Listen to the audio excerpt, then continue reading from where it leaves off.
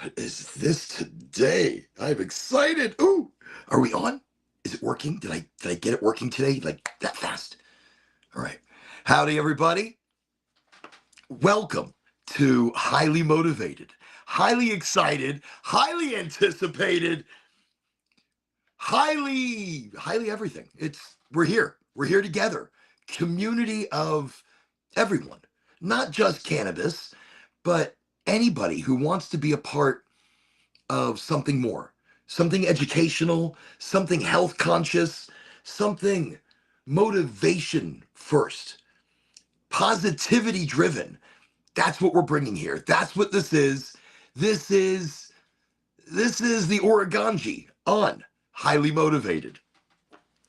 So before I get too deep into things this evening, because lately my topics they've been super deep. The last two shows have been crazy deep. What is this? What is today? Today's Wednesday. Today's the Wednesday smoke sesh. I'm so glad everybody's here. I'm very excited. I say that we're streaming live right now on Facebook, YouTube, LinkedIn, and Twitch. So you can catch us from so many different places. But welcome to our evening smoke sesh. I'm excited because there's some big things happening this weekend. I get to dress up. I get to play in Halloween. There's an event going on in Jacksonville, and I'm sure I'll say it a few times, but there's an event going on in Jacksonville this weekend at the Glass Factory. It's Dab Day. Dab Day presents Halloween or Hulaween or however they put it, but it is one of the rockingest events that you can get to in North Central Jacksonville. To me, it's one of the biggest cannabis events for Jacksonville. And this would be concentrates and dabs and oils and so much cannabis, so much smoke. So that's happening this weekend at the Glass Factory on Saturday. The event starts at, oh, that smells so good. Look at that packed in. There's some nice 7 1-grammers. So the event starts at 4 o'clock, but I will be there early because I need to be there for makeup. I need to get some makeup on. I'm going to get all done up by a professional makeup artist. Very exciting. So I get to be done like a zombie. So I don't know if I'm going to be allowed to talk. How am I not going to be talking? That's going to be very difficult. I'm going to be grunting a lot. Just I've been practicing. I've been practicing my zombie. I've been walking around the house, bumping into shit. I've been eating raw meat. No, that's gross. I've been carrying around this really gross arm. I've got this cat that I'm just kind of hanging out with. You know, I'm gonna bring the cat with me. Yeah, little Boney, whatever.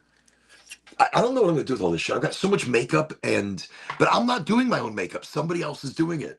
So I have to show up early to get makeup done on Saturday. But the event starts at 4 o'clock. Goldflower is who I'm gonna be there representing. Ooh, look at that. I like to lick it at the end just to make sure if I'm smoking it on my own.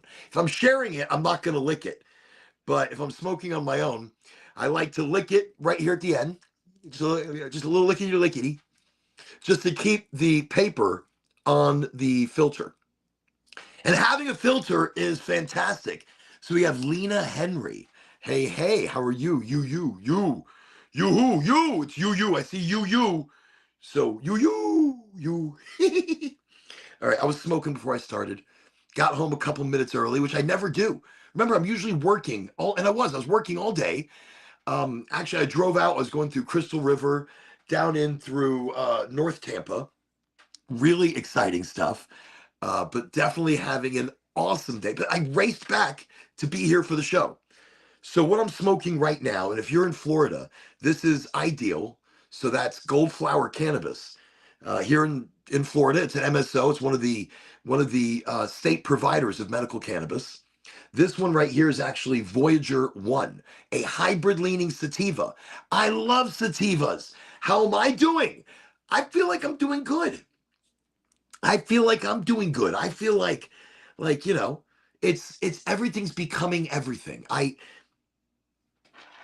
told you I don't want to get too serious on tonight's show, but tonight we will be talking a little bit about, again, letting go, but not just letting go. We're going to be talking about letting go of everything, not needing anything, not wanting anything. And by doing that, we are opening ourselves up for everything. And I mean everything that comes to us in abundance. And then at that point, we are picking and choosing what we want. Opportunity comes to us and is just easy to achieve by not wanting, by not needing anything, and just being open to the universe in a whole different way. It's manifesting, but it's believing it, and it's using more of it during your conscious, instead of us going into our subconscious and manifesting the next day. This is your conscious speaking. This is you speaking to your conscious. This is you tricking your conscious reality, your awake self into pre-manifesting, into believing the environment and the society and the world around you. Remember, you have to believe it. You have to believe it deeply in order for manifestation to work. So tonight we're going to chit chat a little bit, if I can get to it, if I can ever light my own joint. But if I can get to it, we're going to talk a little bit about that letting go. Remember, I talk about having an imaginary table. That imaginary table holds all the shit, holds all the problems, all the responsibilities. You still think about them, they're still there, but you're not carrying that around with you every single day. You're not becoming that every single day. So that's it. Let me light this up before I get too serious so we can talk a little bit about this weekend's event. And if you're in Florida and you're in Jacksonville, Saturday is the party. Man, it's going to be fire. There are some incredible bands that are going to be playing. Great music, great people, great smoke. So I said Goldflower is going to be there.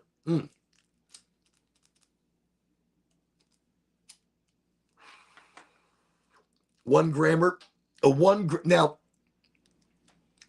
okay, I know I can go all over the place, man. So Goldflower is going to be there, and they're going to have a little booth out with everybody else.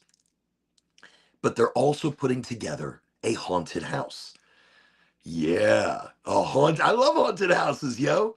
I'm going to be one of the zombies. I'm going to be one of the people lurking around this haunted house, scaring the shit out of people.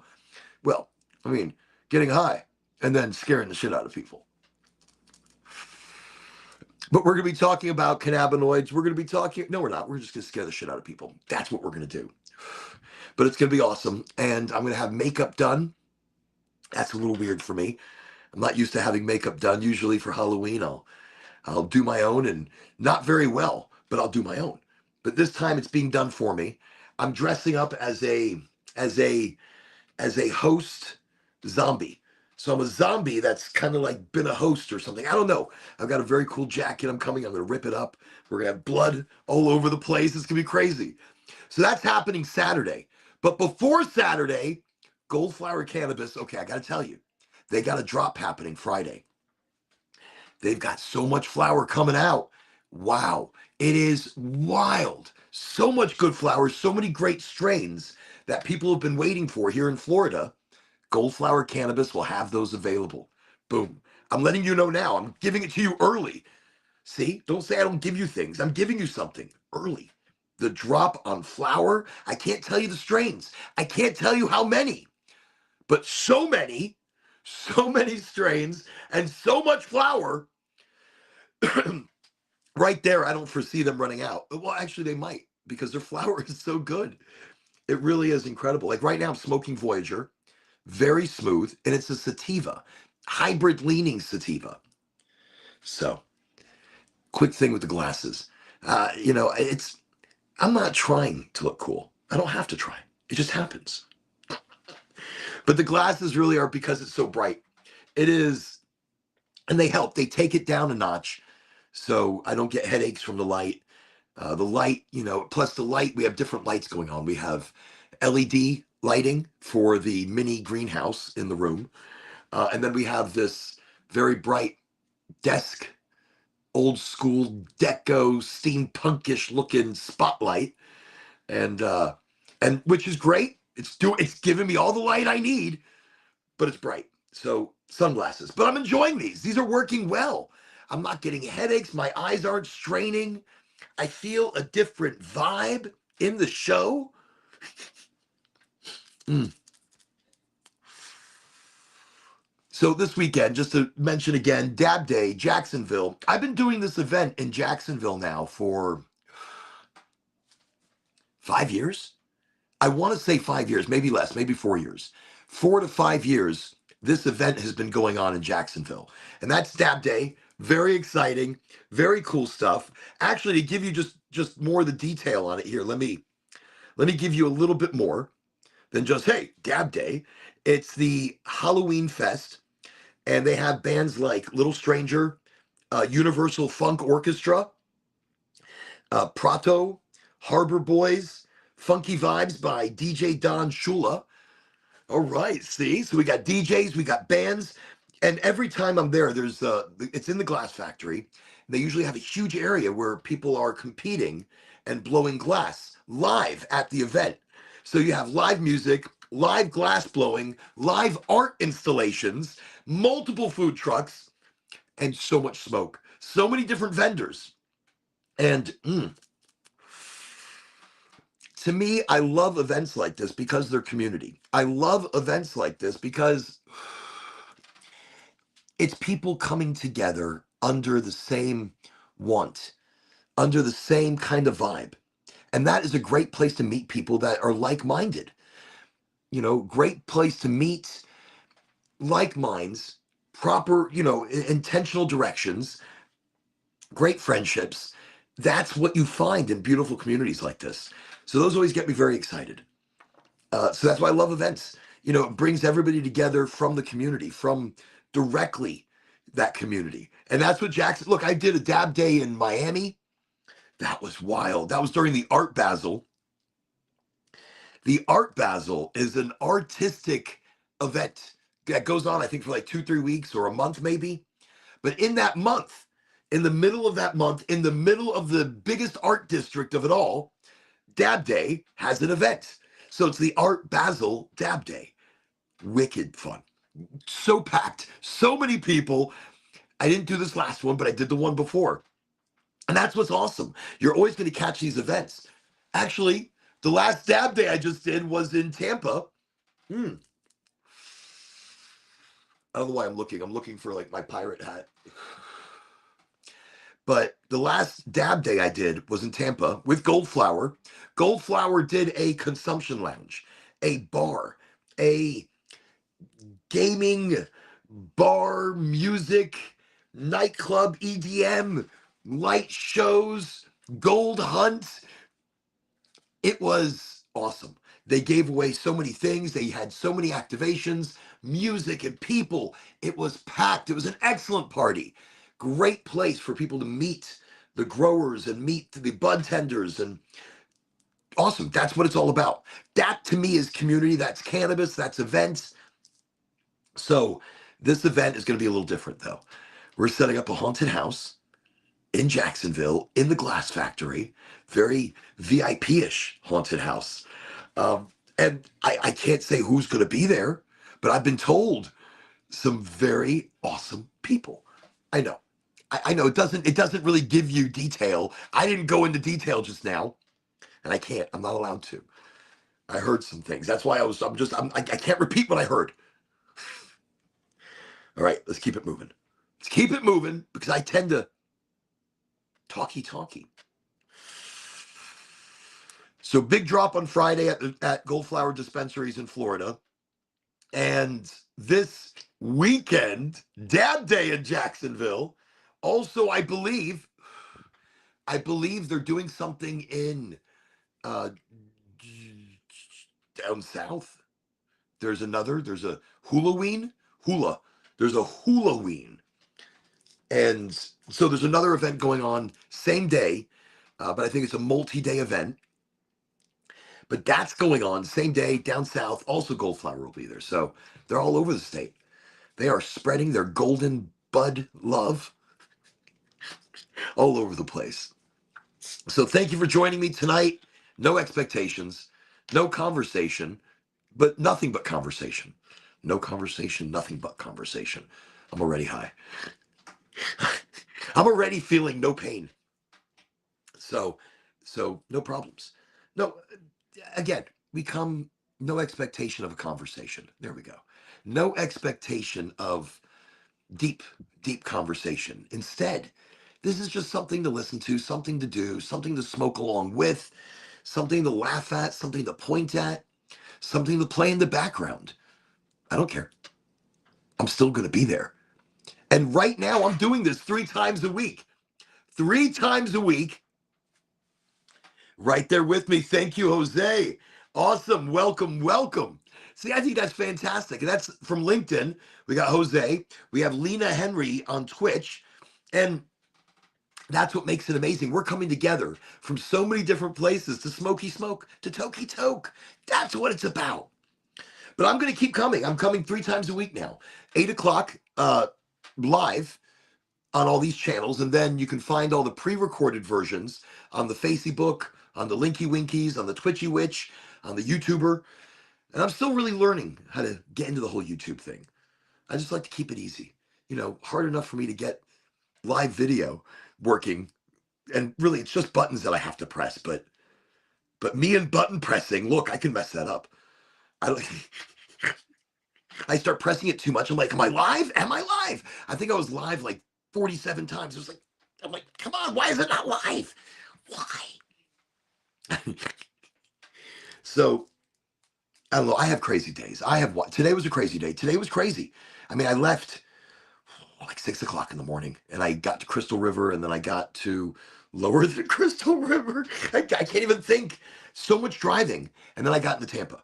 And once I got into Tampa, I had a few appointments there as well. Then turned around, had to beat traffic, and I got back here just in time. Well, I got back a little early, smoked a joint, ate a little food. I needed to smoke before the show. I had to, but it was an indica leaner. So it kind of just relaxed me. And before the show, I was feeling maybe a little too relaxed. Before the show, maybe I was too relaxed. That was my problem. Before starting the show, I smoked something leaning indica, and it brought my mind down, brought my body down, because I was just so tense. I think I was just so tense from the driving. My ass hurt. Sorry, just authenticity. My tuchus hurt, and my leg was killing me behind my knee, nerve pain. So I could tell when it was moving on my leg that that's definitely fibromyalgia. And that's definitely nerves that are moving, or the pain that was moving. So when I got home, I smoked an indica. That didn't take care of it. It's gone now because I'm smoking a sativa. That's the difference in what you smoke, by the way. Just want to throw that out there. I don't want too much education, or too much. Who gives a shit? Tell me if you like it. You like it. I like it. You like it. We like it. Good. So in that, a sativa took away the nerve pain. The sativa took away the nerve pain and gave me the energy that I was looking for before starting the show. I was like, oh, I'm just, I mean, I was good. I was calm. But good and calm is not how you want me on this show. Because in the whole show, I'm going to be sitting here going, what are we talking about? What's going on? What is happening? Maybe you do want that on a show sometime. I don't know. We'll try it. Actually, the other night, remember, I was drinking a little bit, and I don't drink, but I had a little drinky of the mead. Actually, a whole bottle of the mead. That was delicious. But the brain didn't work right. I wasn't able to think like I do normally because of cannabis. Again, I'm not a drinker. I don't like beer necessarily, but I do like a framboise. I like a cider. Oh, fantastic cider. I like a honey wine or mead or nectar of the gods. I like a good mojito. I like a nice dark rum on the rock. I like certain alcohol and liquors, but I don't drink them all the time. Once in a blue moon. Once in a blue moon, and not even that really. Rarely.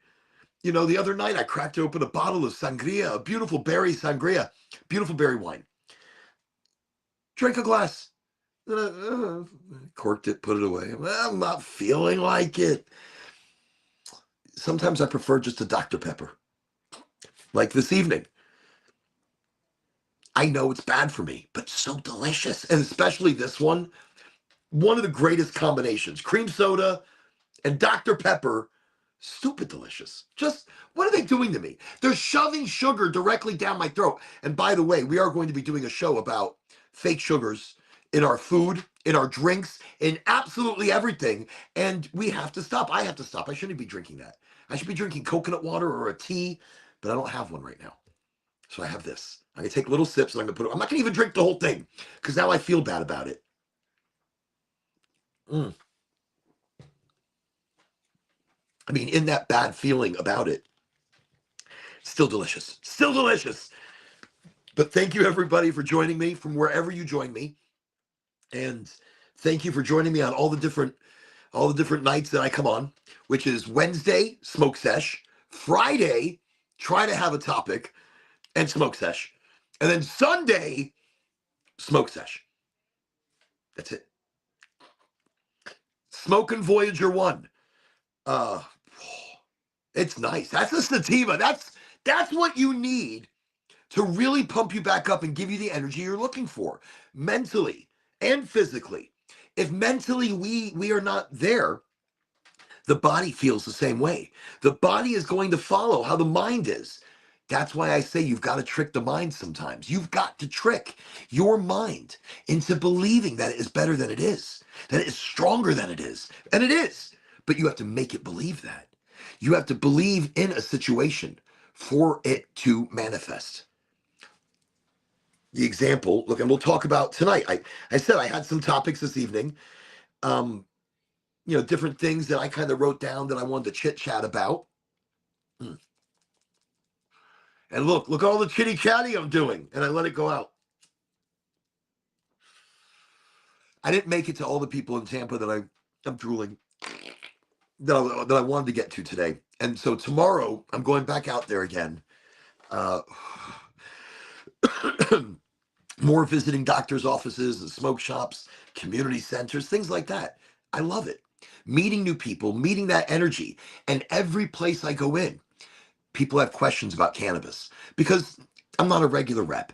A lot of reps, they have a good knowledge. They understand your terpenes and what THC is and some of the lesser known, not lesser, but lesser known cannabinoids. They're going to understand those things, but they don't always talk of cannabis. They don't necessarily use cannabis directly for those medical ailments, but they're great salespeople and they're great people to drop off material. But when I show up to places, it becomes like a pop-up educational class, and which is great. I love that. I love that is the part of community that this smoke session is taking the place of, because what we lost in our old school smoke sessions was that community education, that re-understanding that yes, we're getting high together, but we're also healing together. Our minds are straight together. We have a great friendship and bond, and we just vibe. And as a community of people to be able to vibe because of one plant, that is a miracle on its own. So that is really great. Really enjoy this. I needed that kind of energy. So that's where cannabis is so different on its own. It really helps bring communities together. I love the events. I don't even know what I was talking about. But in that, wow, that's a sativa for you. A good one. Brings it right. The head's racing. Great energy. I need that. Good. And everybody needs that sometimes. My leg was bothering me so much that I was actually limping. My leg was bothering me so much that every time I got out of the car, I would limp until I could kind of work the nerves out. And it was just bothering me so much more. Now I'm working my leg. I can feel it. It doesn't bother me. That's the kind of healing we require, because now my brain is not thinking pain in my leg. My brain is not constantly thinking, oh, my leg is killing me. And in that, I am sending those emotions to my leg. I'm sending that emotion, that feeling, that energy into my leg. What do you think that's doing? The leg is listening. The leg is paying attention. The leg is going, I hear you. It does hurt, come to think about it. It doesn't just hurt, it hurts. You're right. Oh, come to think about it, it hurts a lot. And that's what the leg is now saying because the mind is saying it. So the mind is saying it to the leg, and the leg is saying it right back again. So it's amplifying. Because of this, it's helping to quiet that voice, quiet that, it hurts constantly. But instead, it's not. And the mind doesn't feel that. So now the leg has a chance to heal. I think synergistically sometimes that's how it works.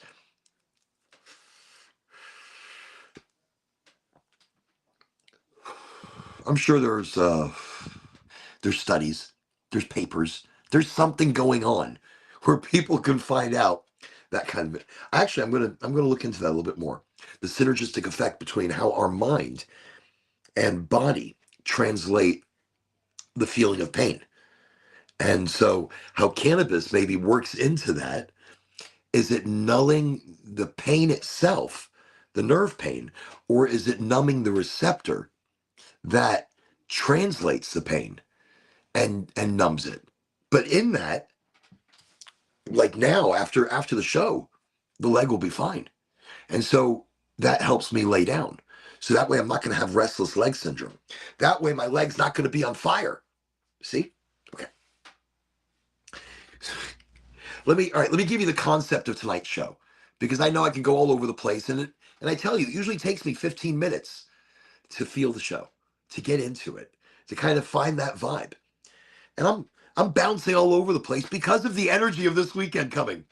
I love events. I love people. I love the energy of not only education, but the community of it. And I guess I like to scare the shit out of people because I think I'm really excited about being a zombie. And I'm going to be a zombie very similar.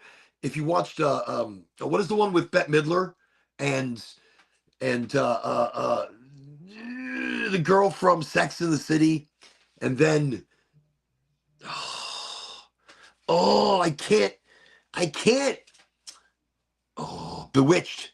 I think it. No, wait. Bewitched is the whatever. There's a movie where Bette Midler plays a great witch. And by the way, she looked just like my mom. If you ever want to know what my mom looks like or looked like when she was alive, Bette Midler. They were like identical. Mm. Absolutely wild. Absolutely wild. Let me put this down just for a moment. But yeah, that movie with that movie with Bette Midler. So in the movie, there was a zombie that came out of the grave, and he had his mouth like sewed shut. So I'm gonna be similar to that character. I think. I think that's the direction I'm going for. Very classy, very demure zombie. Can you be classy and demure as a zombie? No. Yes. Yes. I think you can. I think you. Anything can. It could be anything you want it to be. You call it whatever you want it to. Look, I'm going to pack the proxy because I'm packing it with some batter. And I'm pretty excited about this one. This is High Ali. High Ali. It's got a super high terpeys. I want to say terps are sitting at 4.77, and that's very terpy. It's very tasty. And the THC is 76 point something something. I had to use a lighter because I'm blind. Plus, it's really bright. So I'm using light to block light to light. Because with that light, I can't see shit. But with this light, or whatever, you feel me. You understand where I'm going. Highly, this is a hybrid leaning sativa. It is citrusy. It has tropical fruits flavors. It is on fire and alive. And this is live rosin batter. Oh, I get very excited about things like this because this is where some great healing comes in. This here would be, it's maybe only gone under a very partial decarboxylation, not even. So what you're dealing with here is CBGA in her acidic form and THCA in its acidic form, and CBDA in its acidic form. Now, granted, I'm going to put it in the proxy and it's going to burn it. It's going to burn it, and it's going to burn away all any acidics that might even be there. They might even be already gone, and we might be just sitting there basically at the root of now your body doing a live decarboxylation. If you set your things at a low enough temperature, if it's a high temperature, you're just going to get high. Low temperature, you're going to burn off some cannabinoids, but you're also going to get some assimilated into the body. Oh, it does smell citrusy. Almost like candy. Look at that. Check that out. That is live rosin batter from Goldflower. Again, a provider here in Florida, medical provider. But we have a vote coming very soon for recreational. But again, look, I love the progress of cannabis. I love us getting forward in a whole new way of cannabis. But it's not a good amendment. I'm voting my way, and I have my reasons only because I don't think the Florida market is ready. Now, yes, it's ready. It wants it. It's a touristy thing. You're not getting the same quality on recreational that you're going to have for medicinal. The medical market has to set aside a certain, and I did find this out. I was very worried, but the medical market has to set aside an amount for its medical patients. That means it won't run out for the medical patients. Medical is going to be the best way to stay. No taxes, better quality, better grade, better tested. So, and since they have to set aside that amount, price controlled. Recreational is going to be all over the map, yo, and it's going to be expensive. Taxes, stupid. Quality, stupid. So you can buy an ounce a day. Who gives a shit? But your concentrates are going to be capped at like 60%. There is no home grow. There's no social equity licensing. You're still going to go to jail for the shit. That's it. Just throwing it out there. So you might as well go medical. A little more protection in medical. A little more. Okay. That was it. That was my 2 cents. And there's a lot more reasons. I mean, they're not expunging records for people. They're not. You see, I'm rather emotional about it. But then, of course, I also understand progress. And there are great companies that are going to be ushering in recreational the right way, like Goldflower, where it's organic and it's hand trimmed and it's living soil. They're going to do it where the quality is stupid beautiful. Beautiful. Like today, they had 2 strains released, Super Booth and Detroit Runts. Oh, I wish I had more flower in my rec. Those smelled so good. Oh, I was dancing around after smelling that. The Detroit Runts, I forgot what he told me the cross was, but that smell, the aroma, that initial aroma took me to another place. And that is what you need sometimes. That tells you if you're buying, it's an indica. And again, I'm not a big indica lover because of how it makes my body heavy, which is a false tired. And because my body's fighting it, it's not tired yet. There's still energy there. I just need muscle relaxation sometimes. So different strains do different things. Let's get some of this High Ali loaded into the Puffco Proxy. Yes. Just showing it off. Puffco Proxy looks like a Sherlock Holmes pipe, and it is. You're not using a lighter, so there's no butane contamination. This is batter. Do you see that batter? That batter is bad, baby. Yeah. Okay, I have not refrigerated it. It's been out of the refrigerator. It's been settled. I never went into the fridge. I like my batter that way. Let's go. Absolutely. Isn't that gorgeous? Yeah. Okay. The reason I do that, because in the fridge, I do like to keep it there so we don't lose terpenes. But with batter's a little different. I just like to keep it in a nice, cool place. Do you see how much I'm taking? That's not a lot. Is that a lot? I don't think that's a lot. It's not. We're going to put that right in. You see that? It goes in. I just do a little tappity. It doesn't come off. So a little wipies and more wipe and a little scrape and get the hell off. This is why you have a hot knife. So it drops right in. A hot knife will drop right in. But if you don't have a hot knife, then you're doing what I'm doing, and I'm just scraping all over the place, just hoping some shit gets in. Hold on, I'm gonna take a little bit more, only because I feel like I've lost so much in the process of scraping. There we go. There we go. Let's just get in there. Just stay. Just stay. Why aren't you staying? Stay. It's your home. It's where you want to be. Okay, it's there. It's in. That's the perfect amount. Thank you very much. I feel like it is. So, and here's the greatest thing about the proxy. You can have multiple sessions. Look, when I do a dab, and I don't like dabs really, so I don't do dabs. I don't do a dab. I don't do a dab. I'm a little fancy. I like the proxy.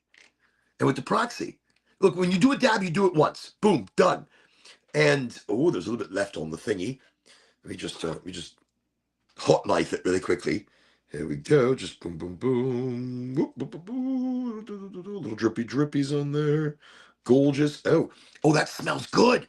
Oh, that is citrusy. Wow. Oh, I am just excited. Okay, there we go. Just wanted to get a little bit more off of that thing. Let's close it. Now, keep in mind, I put more in there than I should.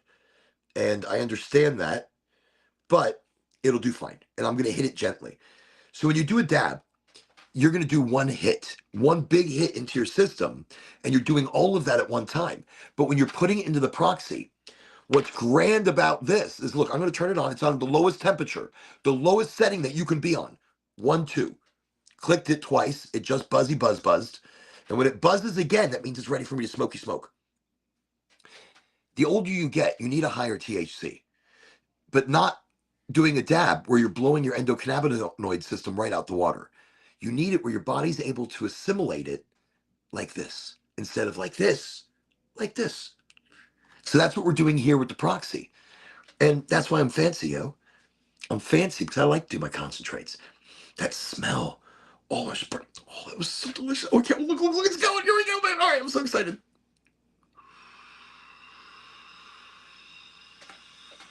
And you see I'm sipping it. I'm not sucking it hard like I'm blowing my eyeballs out. Ooh. Oh, that is citrus. That's like an orange candy. Okay. Ooh.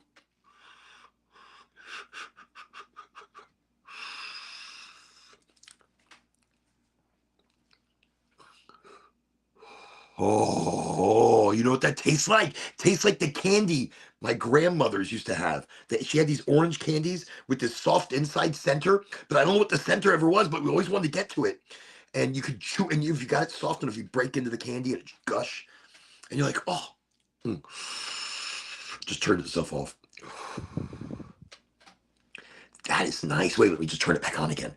Because so it's gonna buzz. Oh, it just buzzed again. Here we go.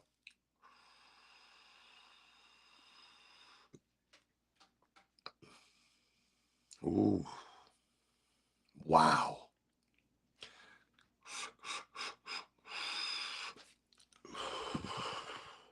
When I say like candy, honey, orange, citrus, mandarin, candy, fucking delicious. Wow, that was high Ali, high me. So that was insane. Oh, now what's great there is already I had multiple sessions and I took multiple hits.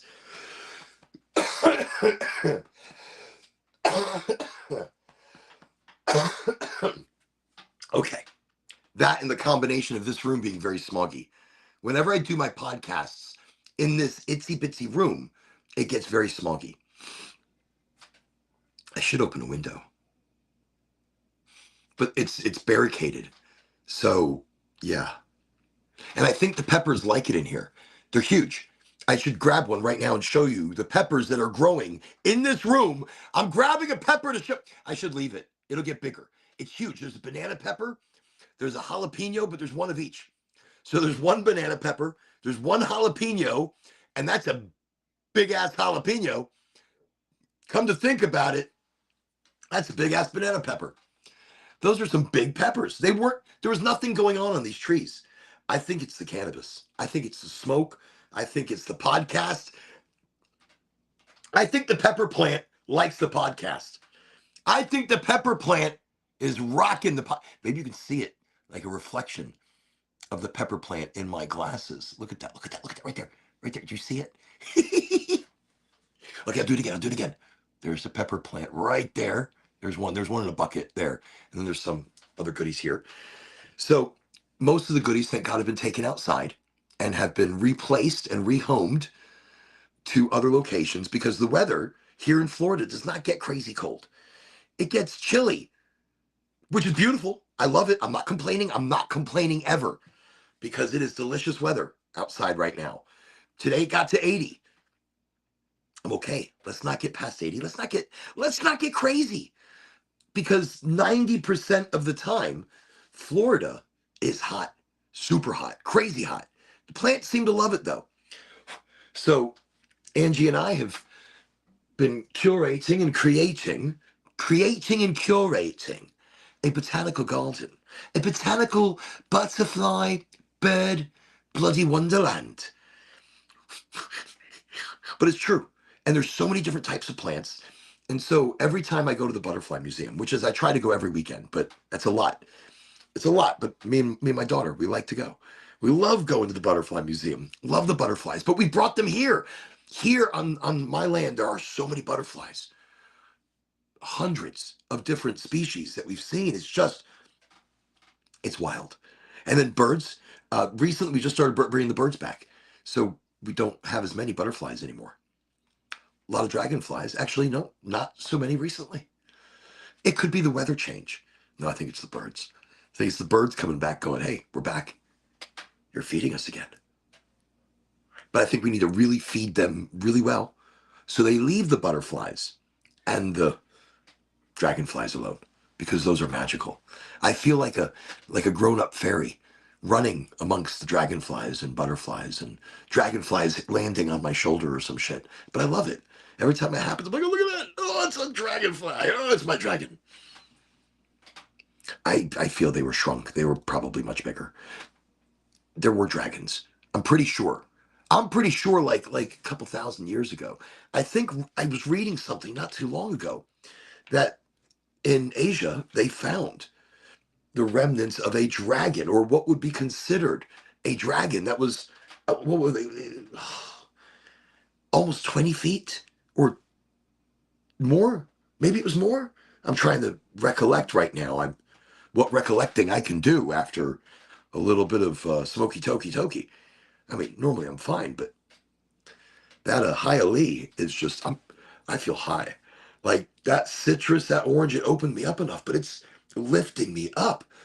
Mentally, I can really feel that raising up to my head.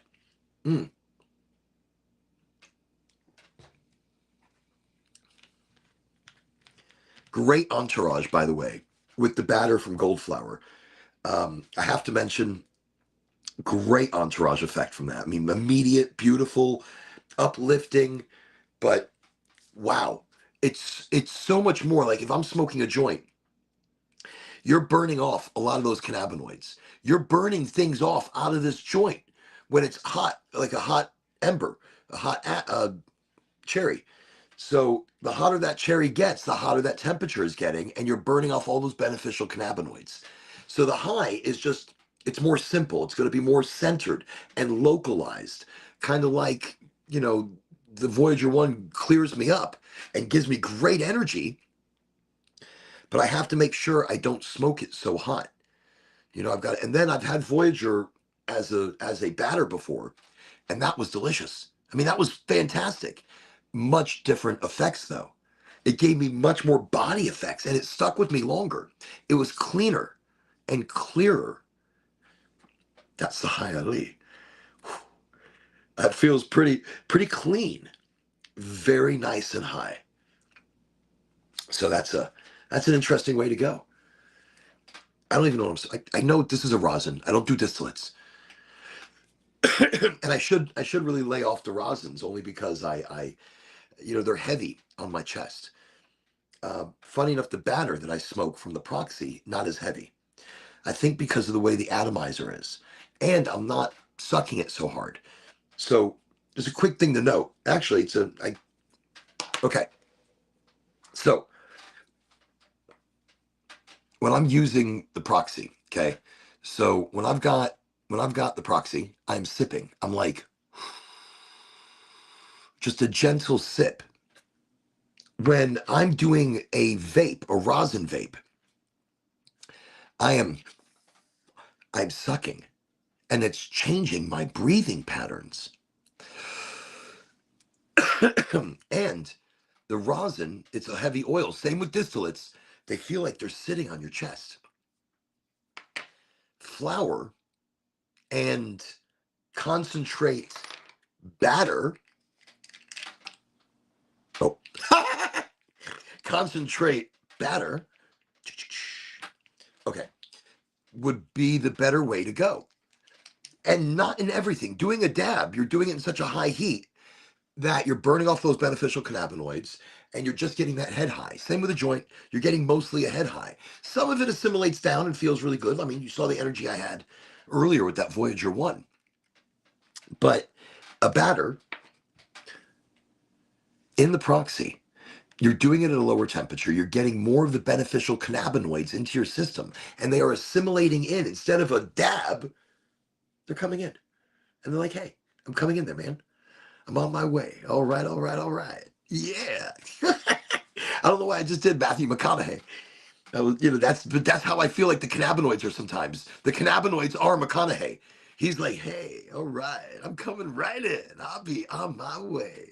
Depending on the temperature. If it's too hot, he's like, oh, I gotta slide. It's just a little too hot for me. If Matthew McConaughey was one of the cannabinoids that were assimilating into your body. Okay. So I believe this is a smarter way to do it. Oh, and I do want to mention, let me just take a peek here. It looks like I still have a session. Isn't that so? Earlier, I put in a pretty large amount of the batter. And so by doing this, I turned it right back on just now, just buzzed. It's already loaded. Don't want to turn it upside down. Don't want to lay it on its side. I just laid it down. When it buzzes, it's ready. So the reason I like this, you're getting that high THC, you're getting those cannabinoids, you're not burning them off because of the low temperature. You're not messing up your breathing patterns because you're sipping like a fine wine. Sipping. I think that's how we need to start enjoying our cannabis. Ooh, it's ready.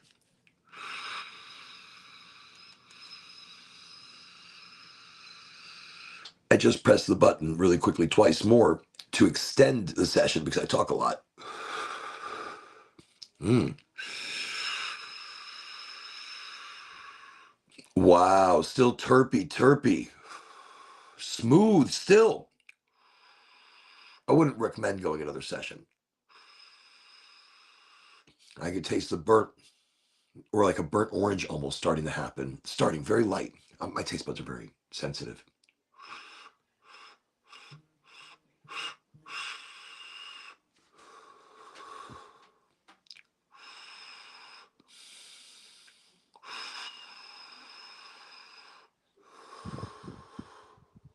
Mm.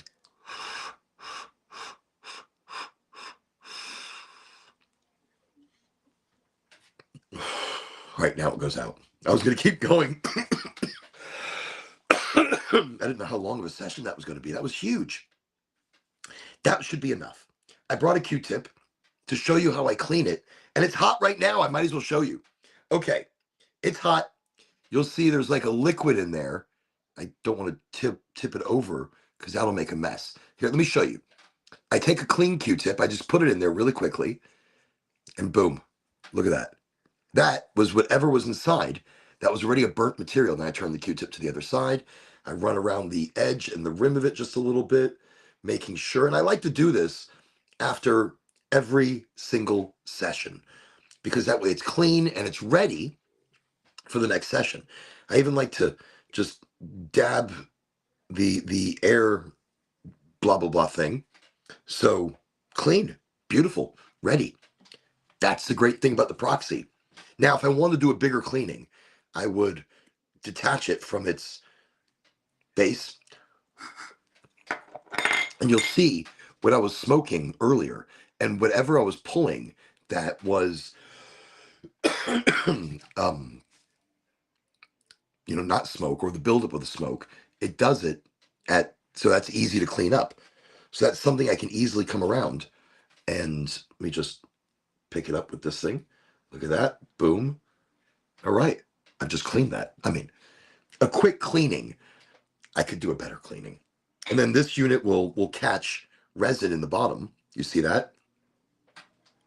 But all in all, a pretty clean unit.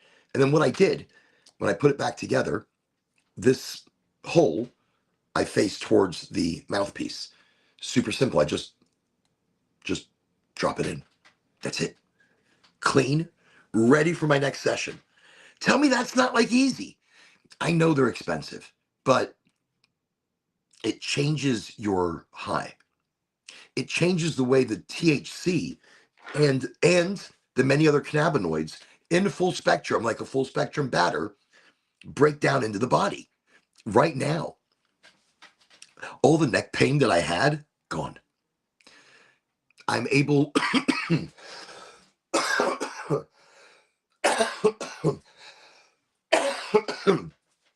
I'm able to cough.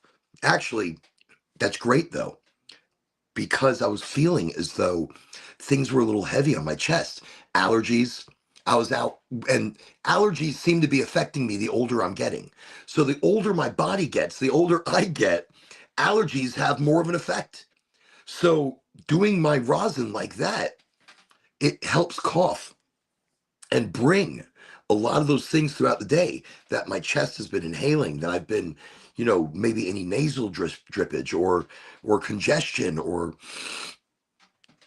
it helps cough it out. It helps clear out the system. So it's a twofer. It coughs, it gets me high, in positivity and happiness and pain free. So it's saying the pain in my neck is gone. The pain in my leg, nothing. I don't even feel it. My leg was on fire today. This has been going on for quite some time, and it happens throughout the day. But I think it's my nerves and it's moving around. I probably need to exercise and stretch more, and that's probably the answer, just to kind of get the whole body back into shape. But right now, nothing. The pain was distracting me so much that I didn't want to approach the show tonight with a topic. It's not a topic. We're just talking. We're just having a smoke sesh. That's all this is. And I told you, it takes me 15, 20 minutes to get into it. And that's what happened tonight. I had to feel it. That Voyager helped. That Voyager, wow, took away the pain of that almost immediately and really cleared up the mind. But then we did a little of that high Ali. And just now, I feel the reason it makes you cloudy. It's not let me take this off just for a second. Oh, it's bright. Okay. I gotta, okay, I'm here. So that being said, wow, it's full body high sativa. So it's a hybrid leaning sativa. I can feel it, but it's not a ton of energy. I think it's more mental clarity, a little more mental attuned, which is fine. It's good. I like, but I'm gonna light up a little bit of Voyager 1 just to top it off, just to make sure that I still have that body energy. I still have that, it's a vasodilator. It opens up the blood vessels. It gets things pumping throughout the body. And by doing that, you're creating the energy. By doing that, you are reawakening, depending on the strain that you're smoking and the cannabinoids combination together. But you could be reawakening your pathways.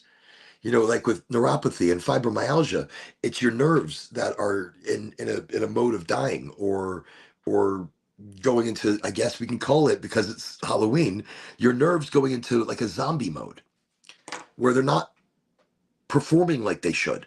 Where with neuropathy, you are losing feeling, and fibromyalgia, you are feeling. But it, like fibromyalgia, I've felt it as a burning. I felt it as extreme pain, just by the touching of something, and it's like, wow, it hurts, and it's like, but I just touched it. It shouldn't hurt. So your nerves are reacting in different ways. And I really feel that neuropathy and fibromyalgia are very closely linked.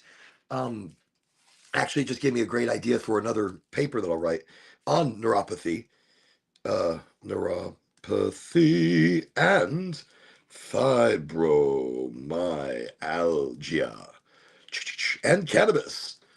Cannabis, how can it help? How can we change the world? Okay, but it's so the sativas and how sativas help, and and I'll just put sativa. See, we're thinking live on the show.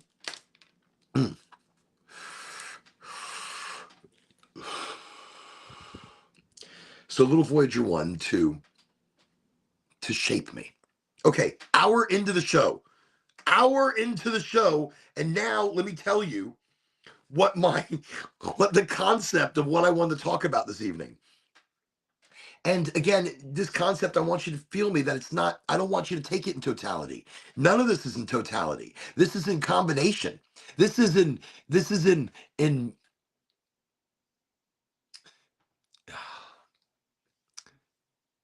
moderation. That's the word. This is something in moderation. Look, it's living in the now requires a mindset of needing nothing, wanting nothing. I don't need anything. I don't want anything. But that's the problem. I don't even live in a world like that. But then I don't really need anything. And think about that. I need love. I want love. I mean, that's a big deal. I want it from my family. I want appreciation. I don't need it. I don't need it. And and it's my vanity that wants it. But does that help me keep going? Does that help me? How does that help me? By me being so vain, wanting something from them that I already know should be there. And I do. I do. And that's part of letting go though, because even knowing, you still sometimes, some people sometimes, we question questions, we question everything, and in the questioning of everything we create more questions on top of those questions mixed with questions, and those create stories and ideas and possibilities and motivations in the wrong direction, because they're done from pure emotional conjuring into physical manifestation. I don't know why all that went into an English accent. No clue. Not even a clue. So um it's letting go that creates the opportunity to live now. And I know it's easier said than done. I don't do it necessarily. Do I want like my need for clothing? I'm a bit of a clothing, I mean, resale shops. I don't buy new, but I buy almost new, and I buy really nice resale stuff. I go to really nice resale shops, and some of the really nice resale shops. I mean, I'm saving money and I'm being cost effective, but at the same time, I'm still wanting more clothing. I don't need it. I don't. I have plenty. I have enough, and I should really stop it. But I really enjoy the shoes that I pick up, or the like the new. Those, I haven't worn them yet. God, I know. I'm just gonna look at them and be like, oh yeah, that's pretty. No, I need to put them on. I'm going to. Not with my zombie outfit this weekend. That would be just a tragedy, because they're just gonna be splashing blood all over the place, and then it's like I'm looking for problems. But I don't need really anything but love and appreciation. I don't want anything but more love, more friendship, more energy, more. What am I going to do with more? I don't know, but I want more. I want it. I want more people to talk to, more people to educate, more people to help, more people to change. And what do I want from that? That's what I get. It's the love of doing it. It's the positivity that I see that happens in other people's lives in different ways. And I don't need to hear it back. So why would I need to hear that from my own family? Because I see the positivity happening. I see the great changes. I see the amazingness that they're doing. They're all amazing. So why do I need it from them when I don't need it from them? Oh, sorry. I think, and so I think it's something that I put in my head, and we have to that's what I'm saying. There's questions on top of questions. We become more than what we are. I mean, I think all the time, and I have to decide what's real within that thought, like real directed question, as opposed to hypotheticals, hypotheticals, hypotheticals, hypotheticals. You have to let go of all that shit. You have to let go of actually even the real fucking question. Let go of it all, because all of that will drive you crazy. And it doesn't let you taste and feel and appreciate the flavor of life now, the flavor of making a decision now, without influences of the past or the future, which aren't there. And they haven't happened or have happened, but there is no past. It's still happening. And it's happening with the river of time. We'll talk about it another time. Another time, the river of time. Okay. Tonight we're smoking sativas, but before the show, I smoked the Old Car Smell. And that's an indica. It's stinky, it's cheesy, it's gassy. Woo! It's good. I mean, the aroma and the terps on it is the flower, but the terps on it, I think, are only 1.8, 1.9, and that's high. People expect so much out of flower these days, but from something natural like that, no, it was 1.7. But the aroma was bursting with stinky, cheesy, good, like tropical cherry. Like you'd smoke a tropical cherry and it's got that cherry stank, that deep natural stanky stank, and you're like, I don't know if I like that. You put it down, you walk away, you're like, no, I like that. I like that a lot. And you pick it back up and you start smoking it again, because that smell is also calming and centering, and it brings almost in a I don't know, with sound vibration out of this damn smoke. It's amazing. That's why the stinky, you need it. Your mind needs it. Your body needs it together. So it kind of, I don't know what word I was looking for. I don't know. The word is there. It's there. Don't worry about it. So that's what it's all about. And that's us, the cannabis community. Look, we're all experiencing it in different ways. Holy shit, I forgot what I was talking about again. See? Oh, I got crazy eyes going on. So let me just, okay. That's why I like these as well. You can't see crazy eyes going on. Well, you can, but it doesn't look as crazy as it did before the sunglasses. And the sunglasses are like a mask.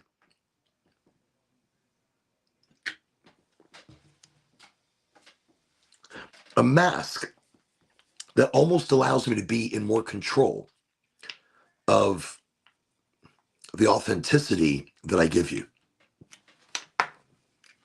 Without these, I feel different. I feel guarded. I feel afraid a little bit sometimes to tell you the truth about me, of who I am, all the time, not holding anything back. So now, I mean, I don't have any self-doubt, and I'm not any different. But with the glasses, it almost feels like I have a shield that allows me to give you more of me, for me to be more authentic or more real about who I am. And that's been my biggest journey. I'm highly motivated here, on highly excited. This podcast, this smoke session that we have, this right now, this is community. This is excitement. This is the energy of more, of education. And I this gives me a persona. Yes. Yes. I think it allows me to say, hey, let me tell you more. Because Oren is hiding behind these glasses. He can tell you, and he is telling you. But maybe these glasses calm me a bit. Maybe because it lessens the bright lights. Maybe it allows my brain to be like, hey, shh, shh, shh, let's bring it together. You know, that's that's. It's weird how glasses can do that. Okay, right. While we're talking, I'm just gonna pop out another one of these. You know, actually, with the glasses, I feel like my dad. So my father's English, and occasionally I mention him. He's an awesome individual that has been all around the world. No, I mean, he has. He's from England, and he's from a small town in Somerset. Somerset, yes. Hmm. If I were sharing this, I wasn't going to lick it. But if we're going to share this, I just spit. I want to know that something flew by. But if I was going to share it, I'm not going to lick it. The only reason I'm licking it is because of the filter. I want to make sure it doesn't pop out. So I'm giving a little licky licky at the end. Just, okay. A little licky licky, just so I make sure the filter doesn't pop out. And then it's like, oh, look what's happened. Travesty. And it happens. Shit happens. So you see, the glasses allow for a small visual removal that create a sense of security.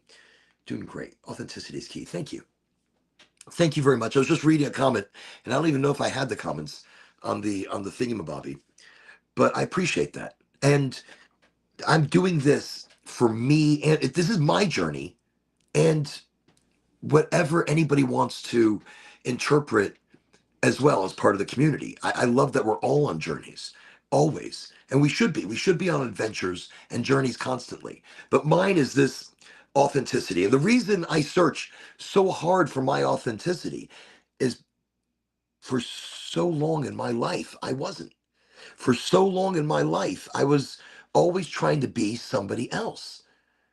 I was trying to please everybody and make everybody happy, and when I realized the day I started letting go, it's not that I don't care. I care. I love. I care. My energy is still there, but it doesn't consume me. I don't carry it around with me in every decision or every action that I take. I stopped caring what people think of me. I don't care if I'm funny. I mean, I care if I'm funny. I'm funny, haha. But no, I mean, like, I don't care if I'm being silly or funny or making the wrong words. I make the wrong words all the time. I say the wrong shit all the time, but I double back and try to say the right shit. It's not, look, I'm beyond judgment. Judge me if you want, judge me if you, I don't care. If that's what you want to do, that's what you enjoy. But you're not going to. Nobody does. Nobody judges anybody. That's the trick. We think they do. And it's like that spotlight syndrome, whatever it is. Like when you walk into a room and you think all eyes are on you, guess what? They're not. One eye might drift away. Like somebody has like one eye looking this way and one eye looking that way. Sorry. They might look, that one eye might be looking at you. But the rest of the eyes are too busy thinking about their own shit.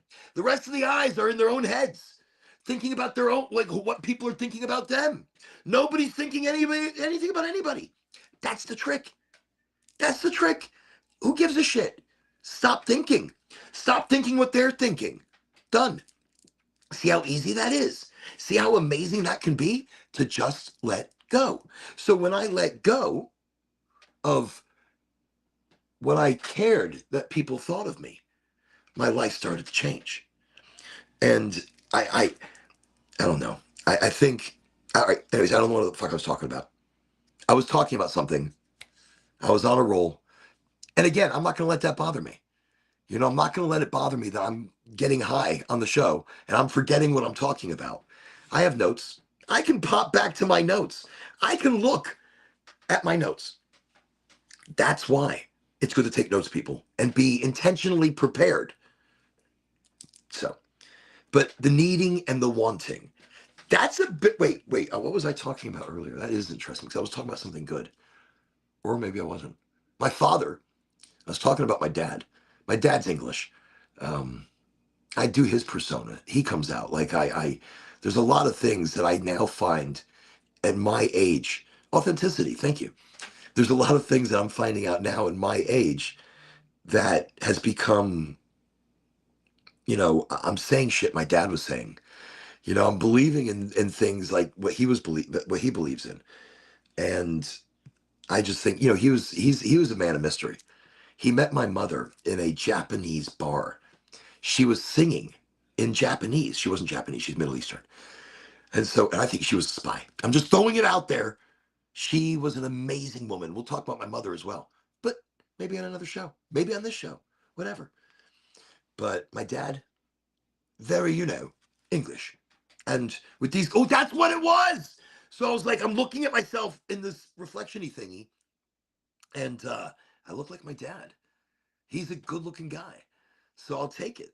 But I saw that. I saw a glimpse of him, just a moment. I'm looking, I'm like, oh, damn, what's going on? Look at that. I look pretty good. Like, oh, wait, I look like my dad. I look so much like my dad, and then I see my mother, but mostly like my father. It's a wild thing. The older I get, I think I take on a lot of his characteristics, but that's okay. I'll do it. He's a very good-looking older man, and it's good to see the older he gets, he's still all there.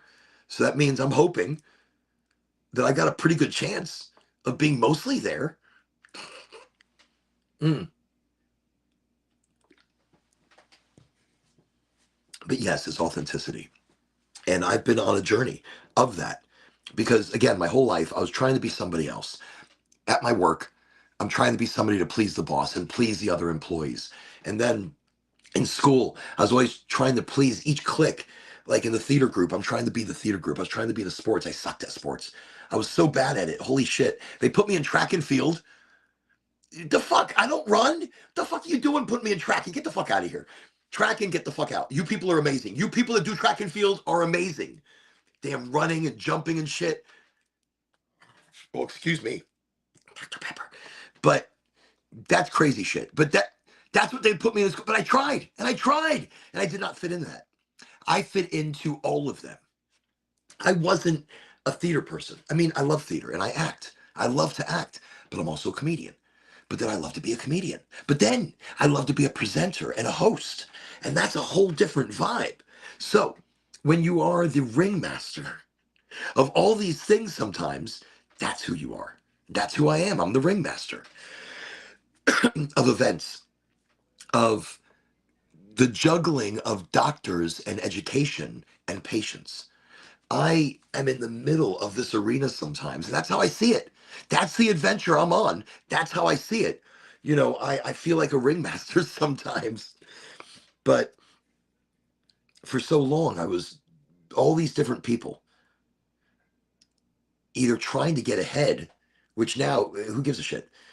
But I guess I was just trying to get ahead and not knowing what I really wanted then in life. I was just trying to please people and be other people. I was trying to be other people's lives. I saw other people and I'm like, they must be loving their life. And they weren't. You don't know how people are fucking living. You don't know the emotions and the life people are going through.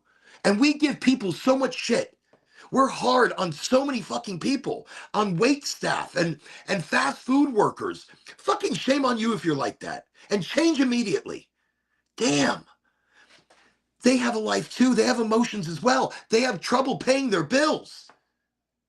And they don't need your shit too. Life is hard. Kindness. That's why I'm always pushing kindness, kindness, kindness. Always push a little more kindness. But I used to be one of those assholes towards people. My whole life I was fighting, trying to live like other people. And other people hurt. And I hurt. And I was just trying to relate something. I don't know. And then it depressed me so much in my life because I wasn't anybody else. I was an individual. But I was still trying so hard in pleasing and dressing and acting that it wasn't me. It wasn't the real me. And I don't think I've even actually started seeing the real me. Even just glimpses of it, maybe. I don't know. I mean, I'm at glimpses. I'm at solid, long glimpses of, oh, yeah, I feel like that's fucking me. That's like me. That's definitely me. Like, that makes me happy. Like, that makes the soul happy. That makes the world happy. I mean, that genuinely makes me angry and mad. Like, genuinely. That genuinely hurts me deep. Or that genuinely makes me giggle and just giggle. Or makes my heart sing. And it's like unlearning and relearning fucking emotions. But it's the same like on this show. I didn't want to approach any part of the podcast ever as somebody different. I'm not. I'm a guy just trying like everybody else. You know, I'm a dad to a lot of kids, and they're great. They're great. They're they're challenging and they're amazing. They're growing. They're teaching me things, and we're evolving as a family unit. We're evolving as a generational lifeblood. You know, I don't know. It's deep shit, but that's the direction and the authenticity of learning who I am has really started more on this show. That it started on this show. The beginning actually started with dualistic unity, and I'm really into the teachings of Alan Watts, and that's where a lot of I mean, I don't believe in everything, and I do, and I don't, and I do, and I don't. It's all about the interpretation. It's all about the understanding.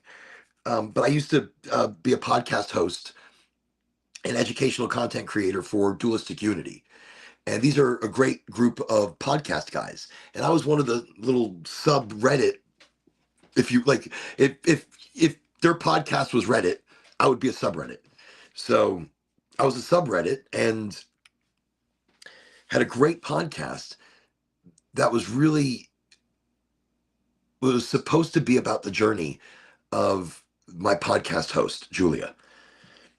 And after like two podcasts, I sat there and I was like, who the fuck am I? What am I talking about? I mean, I'm talking about shit I sort of fucking know, but I don't. I don't know anything. I mean, I do. I know a lot of shit. But when it came to that authenticity of teaching people about life, I didn't feel it.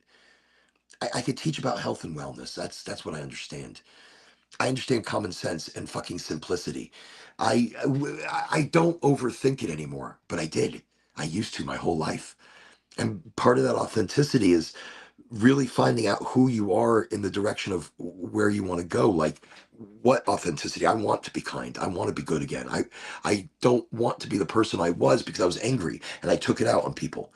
I was angry because I didn't understand myself. I was angry because I was depressed. I was angry and I was lashing out at society because I was fucking confused about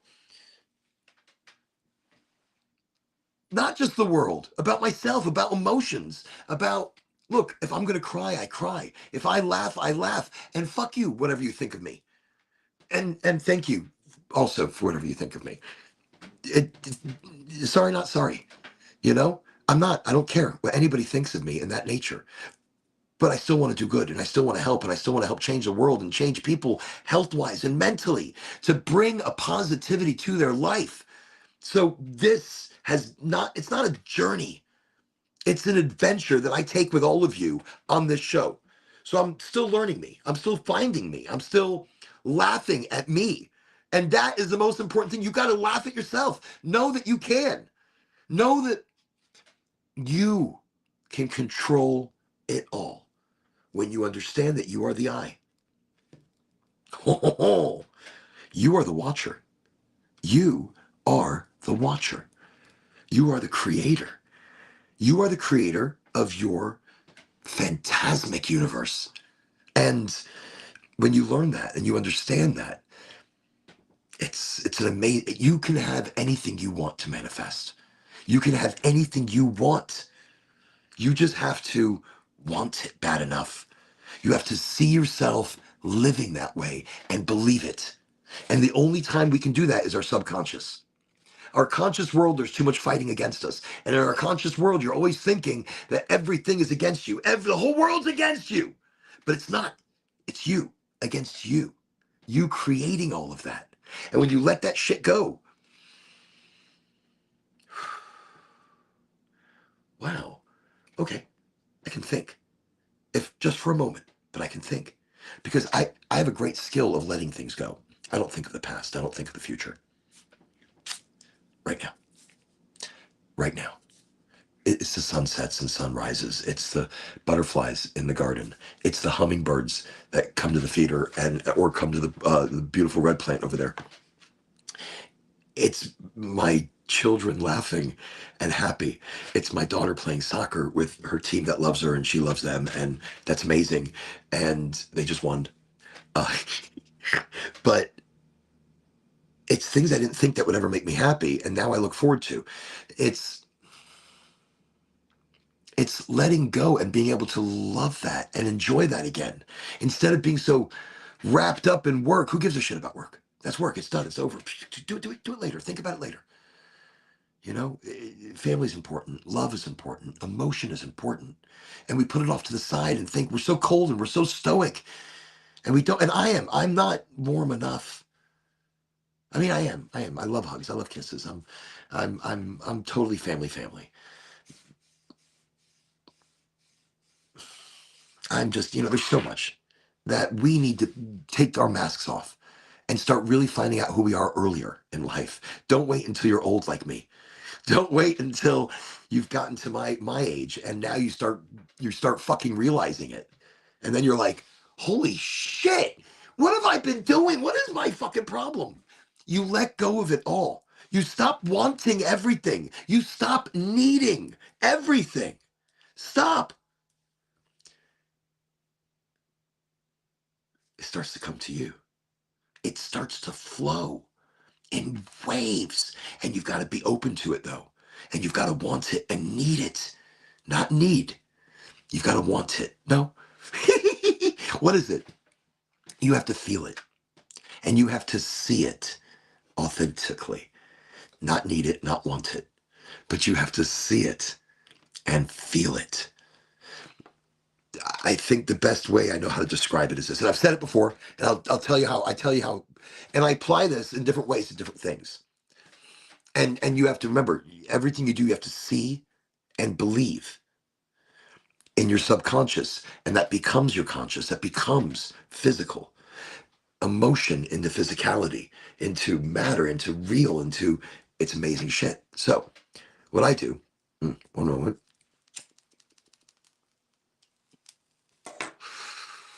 Love these pre-rolls. They don't run. It's sometimes once in a blue moon. But this is the Voyager one. It's a sativa and delicious. So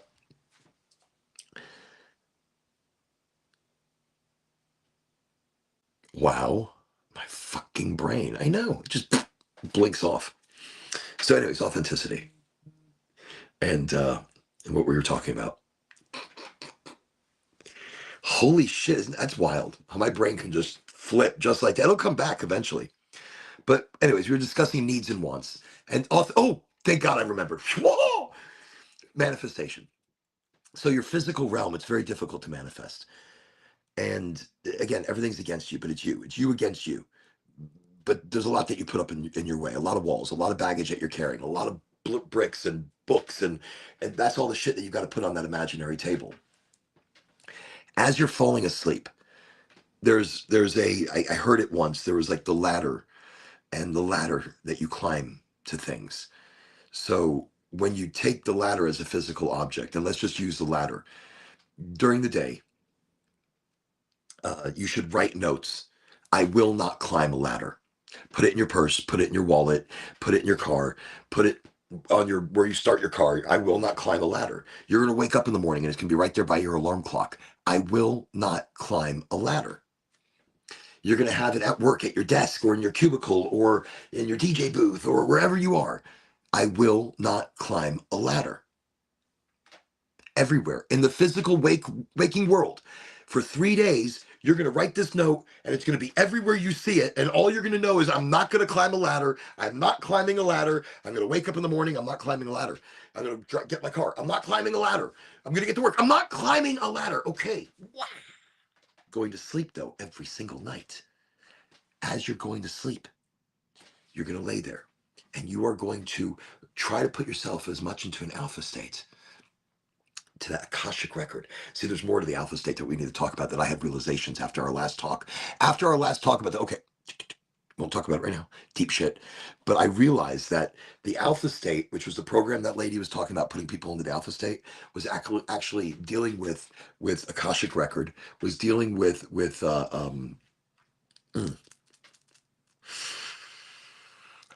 right, I'll get back to it.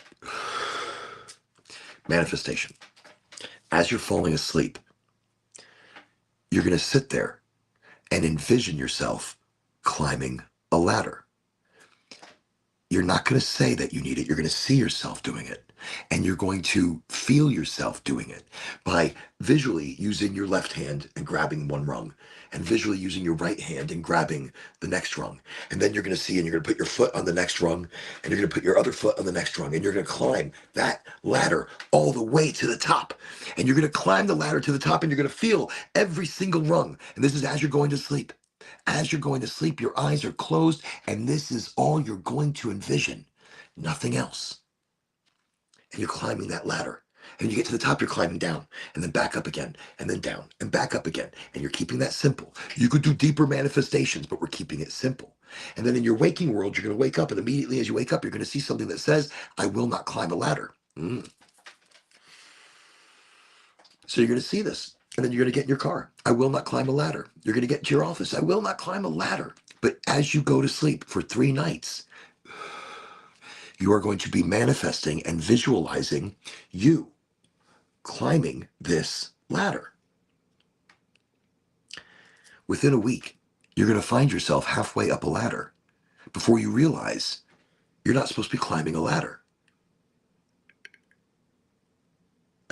There's a magic there.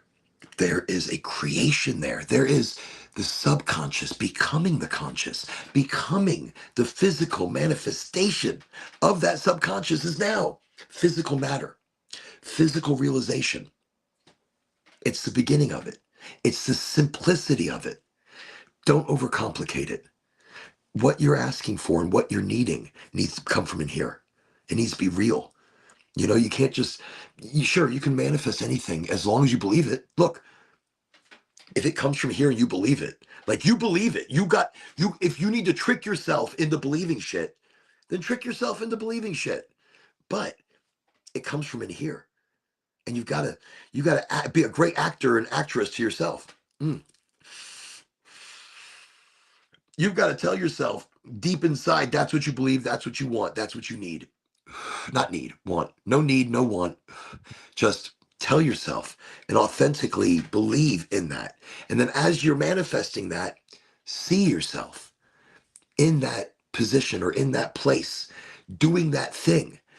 Already believe you are there or doing it, and you are in that mindset. Play it out, act it out in your head. I told you, it can get much more complicated and much more entailed in manifestation. But do it the same, or the best that you can 3 nights in a row, and see what comes. It can come in a week, it can come in a month, it can come in a year, but it's how it's manifested and how it's got to come together, how big it is, how much you've put into this, how much you feel it. So not need, not want, but how much you feel it. And I think that's when the emotional love of you and your mind take over. That's where manifestation plays its best part. I did hear somewhere that you could manifest anything you want, or anything that if you want it and you need it that bad, you can trick your mind into it. And it doesn't always come out as you wish, but as I've seen it work for those that use it as a trick. And I've seen it work for those that use it as a beautiful gift, that don't overuse it, don't abuse it. You know, it's life. It's the yin and the yang. I mean, sometimes it's the yang and sometimes it's the yin. And who knows how that's going to be.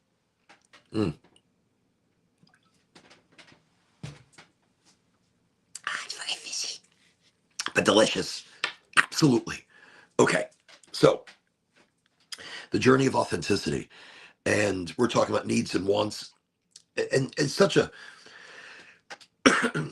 it's such a heavy thing to not really need anything. I mean, you still need, but you don't. You still want, but you don't. It's letting go. It's letting go of that notion of needing and wanting something. It's what the TV tells you, that you want, or it's what the commercials tell you that you need. And then you start sitting there thinking, oh, maybe I do need this. The patio furniture would look great on my backyard. And sometimes that's a need. I mean, if you're going to have people over to the house, get some patio furniture. Sitting on the grass is not the place to have company. They're not going to come back over. So that should be a need and a want if you're having company. I'm just throwing that out there. Mm. So, yeah, that's it. That's what we're doing. That's what's happening tonight. We're having a great vibe. And I'm just looking at some of my notes here, practicing letting go, mindful breathing. I think that's a no. Grounding techniques. I love to ground. I love, I do. I take off my shoes, take off the socks, and I start walking around the land. And I dig my feet into the dirt and smoke a joint. The other night, the moon on the 16th and the 17th, the moon was insane. It was the biggest hunter's moon, and it was aligning with different things. And so I walked both nights, well, one night, with with a really big joint, no shoes, no socks, and I spoke to the moon. I manifested kindness for everybody and the wish of everybody to get what they want, what they need, what they need right now. And that was a need and a want. And it is. There's life is a need and a want. Love is a need and a want. Emotion is a need and a want. Because we don't need to portray those. We want to. We want to. And everything comes from needs and wants. And when you take that away, yes, you could be pretty stoic. You could be pretty Spock-like. Mm.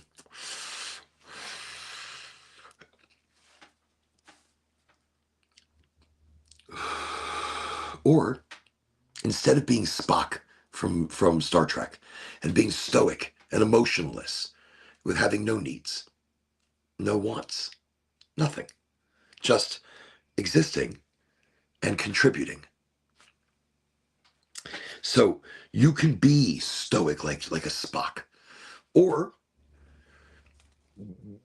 you could give and take a little bit. I understand that I don't need or want certain things, but others do, and it helps them. And so I need and want for others. And so maybe that's part of that, still needing and wanting. I don't know. That's a deep rabbit hole. It is. So it's mental decluttering. My mental decluttering is that taking things, yes, they're mental things, but you can take them metaphysically. You see yourself doing it. You see yourself in that action.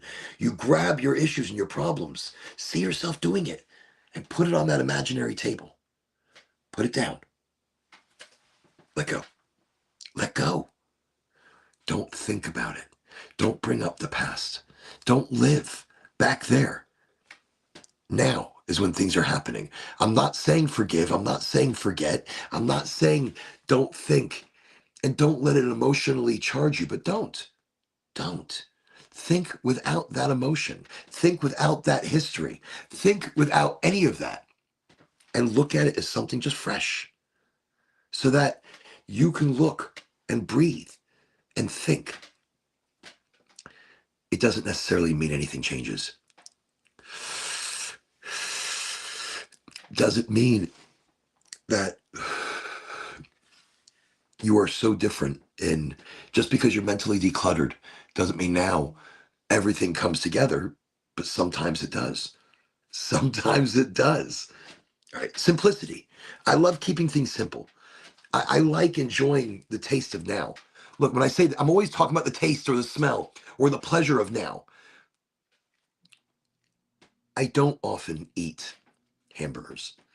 And sometimes I get a hold of a beautiful hamburger and I have to have one. I don't hear anybody. I don't see anybody. I just smell the burger. I smell the different layers that are in it. I can maybe still hear the sizzle if it's hot enough.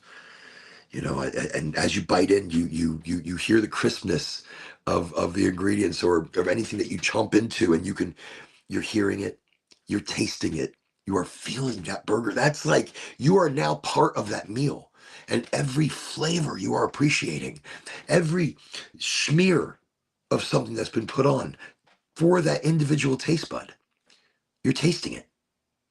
And I know you're thinking, I always taste my food. I taste it all the fucking time. Do you? Do you taste everything you eat? Or is your brain everywhere? Are you just shoveling it down your throat, like just to finish it, just be done, just to move on, because you're so busy? Do you taste it? Are you eating that beautiful Cuban sandwich and feeling the crunch of the bread and the juices of the ham and the Swiss and the mustard and oh, I think that's about all the ingredients. There's some couple as well. There's turkey and a good Cuban as well, and some pickles. Oh, delicious.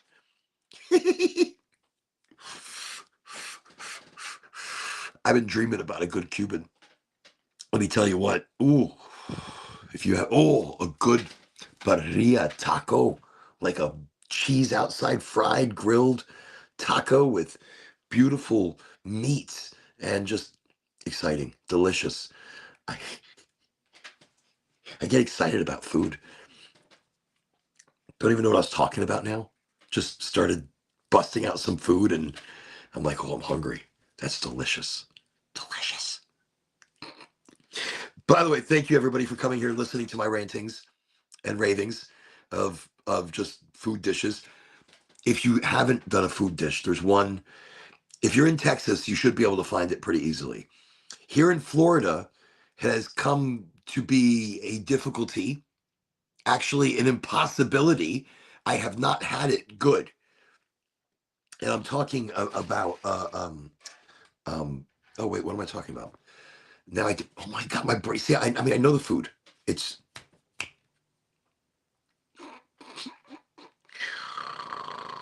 the older you get, it does not snap back to you that quickly. It takes a little while. And I cannot believe I'm being like this. It's the meat that sits around the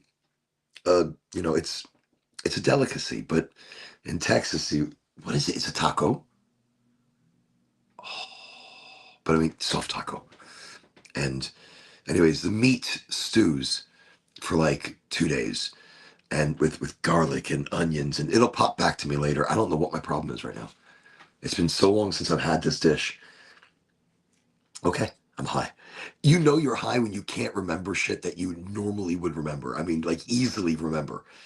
That's how high I am right now. I mean, second joint in, which these are 1 grammers, and these are very lovely sativas. Very lovely.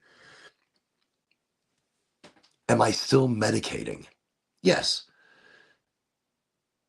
in any sense of medication. I mean, sure, I'm high, but it's late in the night, and to me, it's like a glass or two of wine, where it relaxes the body just how it needs it. I need mental clarity towards the end of the night because my brain's still going. I mean, I have busy days. I still have busy nights. So the podcast is a wind down with sativas. And some people may think sativas, you're winding down. This is you winding down. Yes, you should see me during the day. Lots of energy, lots of movement, lots of going. Because there's a lot of people to see, and you don't want to slow down. There's a lot of people to talk to about the grandest cannabis company out there, and that I'm just Goldflower Cannabis, hot damn, great referral program by the way, probably one of the best I've ever seen. If you go to Oregonji.com, um, there's a link there right on the front page that you click that, and that takes you to a referral program. You put your name, your date of birth. You could put Oregonji referred you, and then today's date, and then you're part of this program, and you start off with points, and then you give other people that code, and so every time you refer somebody, don't even have to put my name, put a friend's name. Don't even put my name. I don't give a shit. I don't need my name there. Trust me. Don't worry. Mm.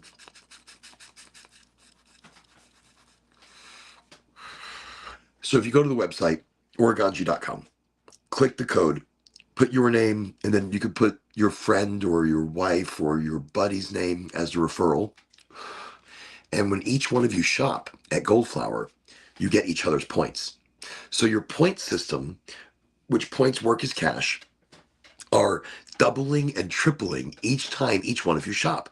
And then if any one of you take that code and have anybody else scan it and they put your names in there, you are getting their points every time they shop. And they start off with like a boatload of points.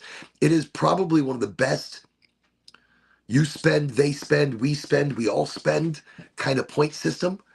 You spend, they spend, we all spend. Okay, I like it. But it gives back, not just for the referral for people to come in, but it gives you points towards medication. And if you give it out enough times and enough people come in, you're getting free medication. That's how the points work. That's pretty awesome. And that's in Florida. If you're in Florida, that's a great deal. Just wanted to get that out there. So scan it and find out, because it's going to take you and tell you all about it. But you spend, they spend, we all spend, you're all getting points. You collect points when they spend. So in the referral, put whoever you want to get those points when you spend or they spend. Just get them to scan it. There you go. I'll put it up here eventually. I couldn't figure it out. I can do complicated shit. It's the simple stuff that I have trouble with. And so, as we continue this journey of authenticity, you will learn that Oren likes flowers. So I was saying earlier, I go to the Butterfly Museum, and whenever they have extra flowers, I buy them. And they're showpieces. Each thing that I pretty much pick up, I mean, there's a few things you try to put on the side to accompany other bundles of flowers or other areas that they're growing wildly, or you put them wild. It's intentional wildness. As Monty Don would say, intentionally making an area. Actually, I don't think he says that. No, I'm going to say it. Fucking intentionally wild. There you go. So I'm intentionally wilding parts of my botanical garden. There you go. Oh, I should do a water feature. That would be great. Working on something big. Anyways, my mind, blah, blah, blahs. It wanders off. It's Wednesday night. I'm glad I know what day it is. That's a good start. What I love about cannabis, when I smoke on nights like this, I sleep very well. I mean, it knocks me out. When I finish the show, I break everything down, I clean things up, I go back out there, and and put things away, make sure dinner's all put away, and then I'm sitting there, and I'm gonna feel very tired, because this is a lot of THC. This is a lot that my body is getting at one time. And when I was younger, I could handle it a lot easier. But the older I'm getting, it takes a while for my body to break it down and assimilate it. So it's going to work my body a lot. It's working it. It's working it. I don't know what the hell I'm fucking doing right now. I'm working it. So in that, it exhausts me. So in that exhaustion, I sleep well. But I wake up the next day, fantastic, early, ready to rock and roll. I got an early day tomorrow. It's gonna be something. It's gonna be serious. And then this weekend, Jacksonville. It's gonna be on fire, y'all. Jacksonville this weekend, Dab Day, Halloween, come in costume. It starts at 4 o'clock and it goes to like 11. So it's like 4 to 11. It's happening at the Glass Factory. So since I'm not giving exact addresses because I'm trying to keep it interesting. No, I just don't have it in front of me. I don't think my phone's bloody working right. I'm going to find it though. Actually, no, I'm lying. I'm being lazy. And I wasn't going to find it just now. See that? I apologize for my laziness. But that was the truth. Just, okay. So I'm now finding it because I saw the error of my ways. Ways. Okay. Dab Day Productions. It's Halloween Festival. It's on the 26th, which is Saturday, from 4 o'clock to 11 o'clock. And it's happening at the Glass Factory, Myrtle Avenue Brewing. Wait. Saturday, Myrtle Avenue Brewing plus the Glass Factory. Ooh, there's a lot going on over there. Their Little Stranger is playing, Universal Funk Orchestra, Prato, Prato. Is it Prato? Prato. Prato. I don't even know what it is, but it feels very, Prato. We got Prato. Prato. Okay. Harbor Boys and Funky Vibes by the DJ Don Shula. Funky Vibes. Yeah, I'm liking it. I'm excited. And then I'm going to be part of the spooky activities. We have a haunted Halloween room or an area. So I'm part of that. I'm going to be a zombie, a well-dressed zombie, but a zombie nonetheless. Very exciting. So that's it. That's what's happening this weekend. Thank you for joining me today on Smoky Toki Toki Wednesday Smoke Sesh here on the Linky Linkies, Facey Bookies, YouTuber, and Twitchy. Yeah, it's a lot of places we're out at once. Awesome. But again, we're just coming together for a quick smoke. I'm glad y'all can join. And even if you don't smoke, even if you don't toke, even if you don't eat cannabis or make a tea or rub it on your body, you're still welcome here. You're still part of the family. We're all the same under the leaf. We all have an endocannabinoid system. Every single one of us. You see how much we're connected? Do you see how close we already are? Well, that's exactly what it is. And you see, Kingsley, double thing. Welcome, Kingsley, to the show. Welcome, welcome, welcome. So that's the thing. I forgot what I was saying. I'm just I'm so glad you can come though and be a part of the energy of what this show is becoming. And that is exactly what it is. It's a smoke sesh. No expectations. We'll talk about something. We'll not talk about something. That's what it is. Okay. I'm not stressed. If I forget something while we're talking about it, I will probably forget it twice or 3 times or 4 times. There's a lot of cannabis going on here. So a lot of influential factors. Let it go out. Whatever. I do like these 1 gram pre-rolls. They are absolutely delicious. They've been fantastic. Thank you for coming here. You're all amazing. You're all stronger than you think. You're all more powerful than you think.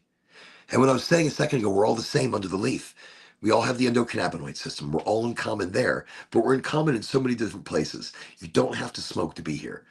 We're all welcome. And it's health and wellness as a community. It's taking control of our medication as a community.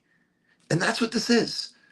We're just getting high together, mentally, physically, or spiritually, as a community. You can catch me again on Friday. This Friday, will I be coming live? I don't. Oh, yeah. I'm going to try. Well, not try. I'm going to do it. Wherever I'm going to be, even if I'm driving back to make it here for the podcast, I will still go live at 8 o'clock. No, I won't. I will wait till I get home. I will be here when I'm here, and we'll go live on Friday night when I'm here. But it should be 8 o'clock. And I'm just telling you, I'm pretty sure it's going to be 8 o'clock. But if it's not 8 o'clock, then I'm late. But it's still going to be Friday. Let's say 8 o'clock. Let's say it. 8 o'clock. Friday. And then Sunday, 8 o'clock. And then Wednesday, 8 o'clock. But that's really pretty far into a reality that we have not gotten to yet, or a dimension I'm not even bloody thinking about. Right, good, fantastic. With all that being said, thank you. Thank you for being here. Thank you for bringing the vibe, being the reason to be powerful and positive. You are more powerful. You are more in control than you will ever know. Try the subconscious trick. And if you don't want to try it with climbing a ladder and you want to make money, pretend the ladder is money. It's a ladder of money. And you see it as money, and you are climbing that ladder of money and grabbing the money as you go. grabbing the money, just grabbing it, just grabbing it, grabbing it. And then during the day, just, I will not make money. I will not make money. I will not make money. Everything for 3 days, put it in little notes everywhere. I know it's rather discouraging, isn't it? And it's kind of rough on the soul, but it's not, because your soul gets over it. Your subconscious destroys. Now, you don't have to do that to yourself with the notes all the time. You don't have to, but you'll see the how powerful the subconscious is in overtaking the physical conscious self. It overtakes it. It becomes more so the thought than the physical self. The physical self gets in the way. Your subconscious, there's nothing getting in the way of your subconscious. Your subconscious is your director, is your orchestra, is your builders. It's your Bob the Builder. He may not be called Bob or she or they or them or whatever. May not be Bob, but it's okay. It's your builder, amongst other things. When you know that, when you know you're the watcher, you're the eye, you're the creator. Oh, it's amazing. It's powerful. And you should trust in yourself and believe in yourself and love yourself. You have to, you need to, you must. Why not? Okay. I think you're all amazing. And I think you're all fantastic. And I appreciate you all for being here. And so I wish you all well. Wish you a good evening. Good evening. Good evening. And I'm getting ready for Halloween. It's going to be fantastic. Yes, very fantastic. Which is actually crazy because my daughter, okay, just want to let you know, this cat, so my daughter's dressing as a cat, and then she's gonna be carrying around a dead cat. Is that creepy? Is that too creepy? I think that's too creepy. I mean, look, I was asking you, okay, quick question, just because it really was never answered. So I've got this, I've got a few of them, and but I've got this one. Look, it's decently realistic. But I was thinking, well, I mean, if you took the skin off of an arm, I believe this. I don't know what it would look like. I'm imagining this is what it would look like. I'm trusting the artist on this one. Give him a hand. It's so weird. It's so weird. It's like, okay. So I want to plant this. I'm going to do it. I'm going to do it. But okay. Just somebody say don't if it's really in bad taste. So I live next door to a graveyard. I should start with that.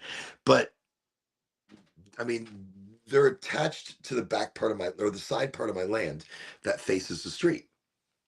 So they block view. And they're great neighbors. Great neighbors. And it's a smaller, older neighbor, older graveyard.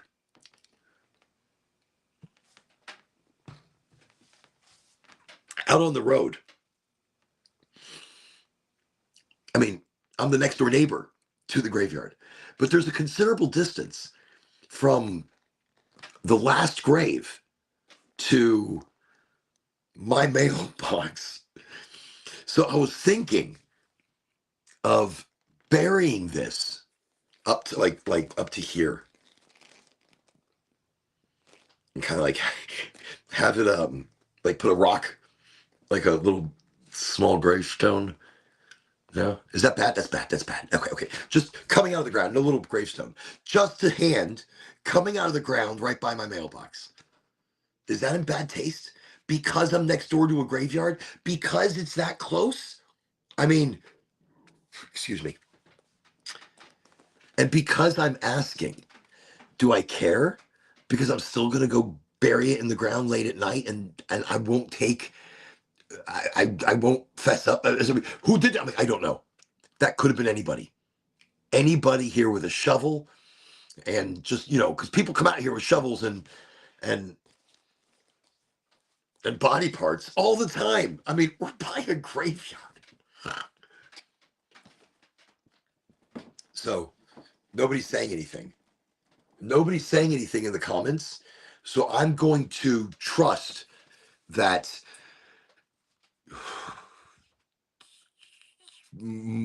it's morally, I am not really crossing any boundaries here by digging multiple hands into the. Oh shit! They're all gonna come falling at me now. Wait, okay, that's a lot of hands. Okay, so you have these coming out of the ground by the mailbox. I know I said one, but then like two and three would be funnier. Kind of like, oh shit, knocking things over, fucking hands. I'm like, give me a hand, give me a hand. You're gonna knock. Oh, careful, that's a drink. So, is this in bad taste to have coming out of the ground? I mean, I'm a good distance past any graves. I'm not. I mean, but it could look like there's. Okay, I'm gonna go by y'all's silence. That probably should be a no. What's it? When I just there's a bug. I think I ate a bug. I think a bug is trying to tell me, no, don't do it. Okay. All right. So it's let's just put these hands away or reaching for the. Yeah, that looks pretty creepy. I'm gonna say that looks really creepy, and I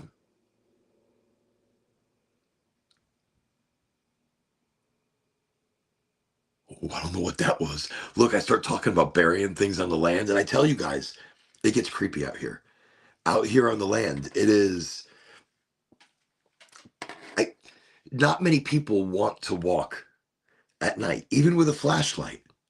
I have a great trail that I cut out when we first moved out here years ago with a machete. I need to do it again. I mean, obviously, but it's like a huge. It goes around 7 acres, and it borders the graveyard for a little while, just a little bit.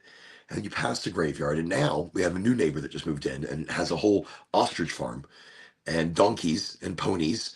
Really cool, really nice. They've revitalized the whole 9 acre farm over there, and we border that so the walk will walk the walk that I've opened up goes along the old part of the graveyard, their property, backside, my property, and then cuts across the backside. So there are Indian burial mounds or trees that have been and bent trees and that that bend towards water.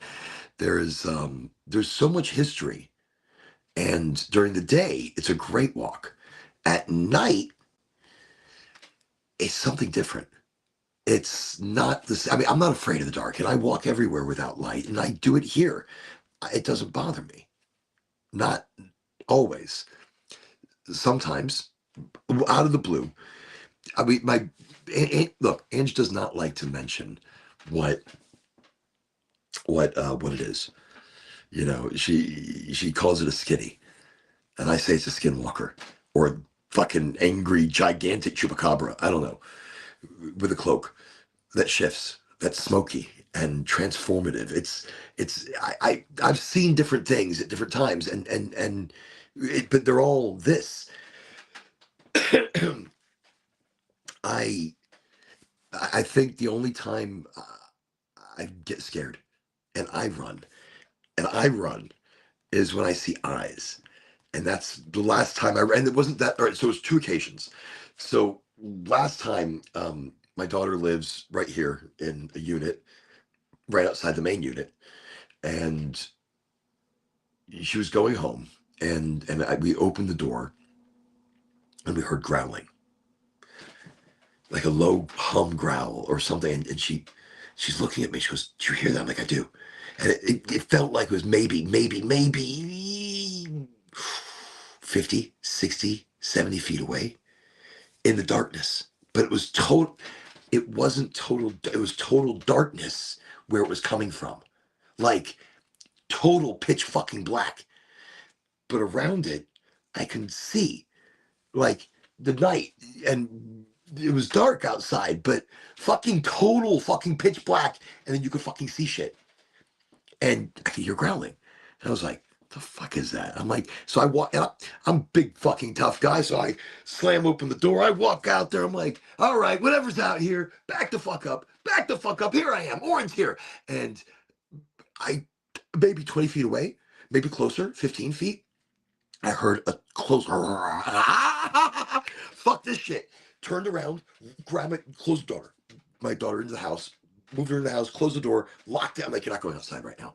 There's no need for you to go home now. Just relax. Let's go watch a movie. Let's make a pizza. Let's do something. Let's bake some cookies. Fuck yeah, let's go. Lock the door. Don't put any attention towards it. I've never been that scared. Not that direct. And I didn't go back out there. And that's fucking authentic. That's it. That's real. And that's some shit. And then the other time I saw fucking eyes and I ran across the field, maybe 2 acres. And I think I sprained my ankle. Stupid root.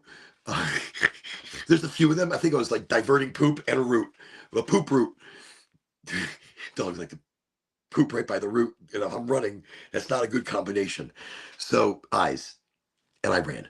I was walking over to check where my boys are. And I don't remember what it was. I was just doing rounds, and I didn't have a flashlight. I don't think I had my phone. I had my phone, and I was using the light on my phone because it was so dark. I wanted to see where I was walking. And as I came around, it was in the big field. I saw the darkness, and I saw eyes. I saw eyes high up enough where I thought it was on a branch. Next day, I was looking in that same area. There's no branches there. There was nothing for anything to be sitting on. So when I saw those lights, or not the lights, the eyes, I turned around and ran. So that's the 2 times on the land and that was like 2 acres. I probably sprinted across, and then I don't think I've ever been that winded in my tender age. Running has not been my specialty. I'm not a great runner. I can run to the mailbox, but I'm not running back. Actually, no, our mailbox is pretty far away, so I'd run to like half the way and be like, fuck this. Why am I running? Why am I running? Who am I proving this to? Do we have one of those oxygen cans or like something like, I'll go the rest of the way. This is bullshit. That's exactly what my running situation would turn into. And then I'd run the rest of the way, or I'd jog, or I'd be like, okay, I'll be fine. I should stretch. I should have stretched. Why didn't I stretch? Okay. I don't even know what the hell I was talking about now. Good stuff. Good stuff. Good session. Good talk. Good chit chat, everybody. Thank you for coming. And, get ready for this weekend. Dab Day, Jacksonville, zombie costume, makeup. I'm talking like in a haiku, just words. Check this out. Okay, I got a lot of blood. There's a lot of blood and a lot of different makeup kits that I'm not going to get to use. I only picked them up for the blood. Just for the blood. But I'm going to bring them in case anybody needs to use them. Like extra zombies. Excuse me. Oh, Dr. Pepper. Spray blood. This is serious stuff. This right here is like the consistency of it. So I'm going to have it just dripping down like I ate something. Maybe I'll carry an arm with me or pack it away for lunch in case I get hungry.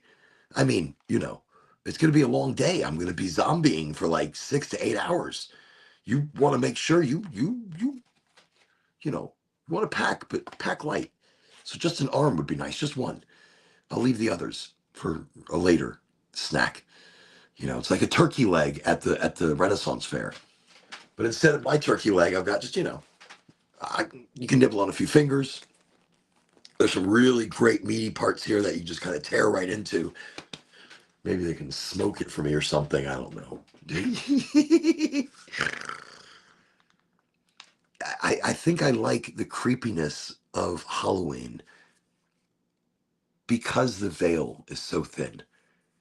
And I believe in the energy of people. Not ghosts, really, not spirits. Us, maybe in another dimension. Maybe the people that have moved on, that haven't reclaimed a body or re-manifested or reincarnated or whatever the fuck you want to call things, maybe they're in this middle zone and we can talk to them or see them or feel them. Maybe that veil is so thin. I mean, for me, if I open myself up to it and I listen for it, I mean, there's silence right now, but I'll get this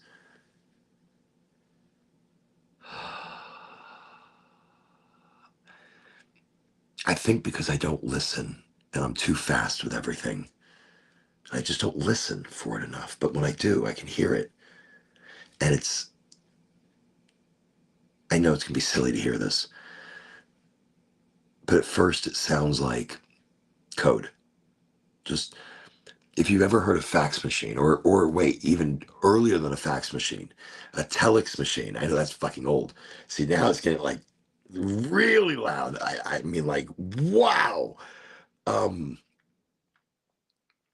so somebody said, because it's not tinnitus, that I'm opening myself up to communications with whatever energy. And it gets really loud because it's so many and it almost hurts for a second because it's like there's so many trying to, but it's digital. To me, it's totally digital. And it sounds like an old school telex machine and a fax machine mixed together at really high pitch. And then it'll change pitches. And it will signal, and then how, like, I don't know, it'll come to a very fine tone that when listening to it, and then it slows down enough, it's like something's trying to talk to me. And when I say something that it likes, it'll go really loud for a second. It'll acknowledge. And I'll be like, okay, that's enough. Go away. Stop. And like, now, please stop.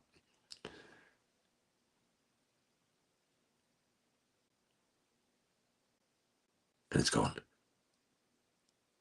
That's a little strange, but I'm accepting it and I'm opening myself up to it as opposed to just calling myself completely nutso. And if somebody else says, Oren, you're fucking crazy, you're really high, I'm like, okay. And I could be. And that's the reality I'm living in. But I think I'm a pretty intelligent person, and I can tell the difference between tinnitus and some crazy shit talking to me in my head. And it's not, it's signal, it's frequency. So it's not something that's always there. I have to be able to literally, I open myself up to it and I relax to it just a second.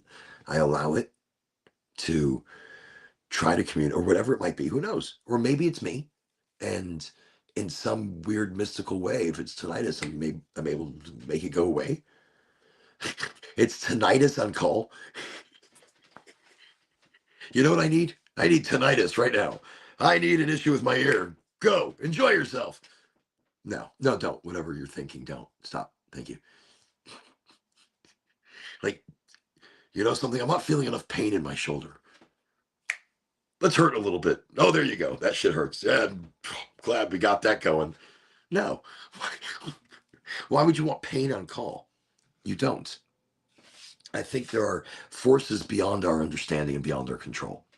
And to know the power you possess, you are an energetic manifestation encompassing a body of meat and bones that you feed like fuel and oil and sun and vitamins to keep it going.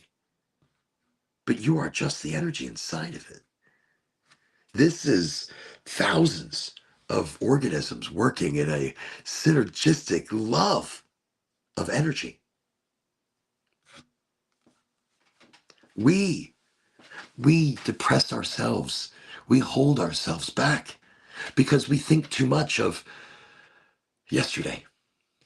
We think too much of what others think of us. We think too much to be that person that impresses all these fucking people. Take off the mask. Stop trying to impress people. Stop trying to be nice. You don't have to be nice. You don't have to be a pushover. You can be nice. You can be kind without being nice. You can be kind and polite without being nice. You don't have to be nice. Being nice doesn't mean you don't have to be a pushover. You don't have to take it from somebody. You stand up and you be strong and you be amazing because that's what you are. You be strong, you be powerful, you be the creationist and the eye and the watcher. Be it. Encompass it. Don't need it, don't want it, just feel it. Become it. Incorporate it into everything you do, just naturally. You change it up here, it changes out here. That's the biggest trick.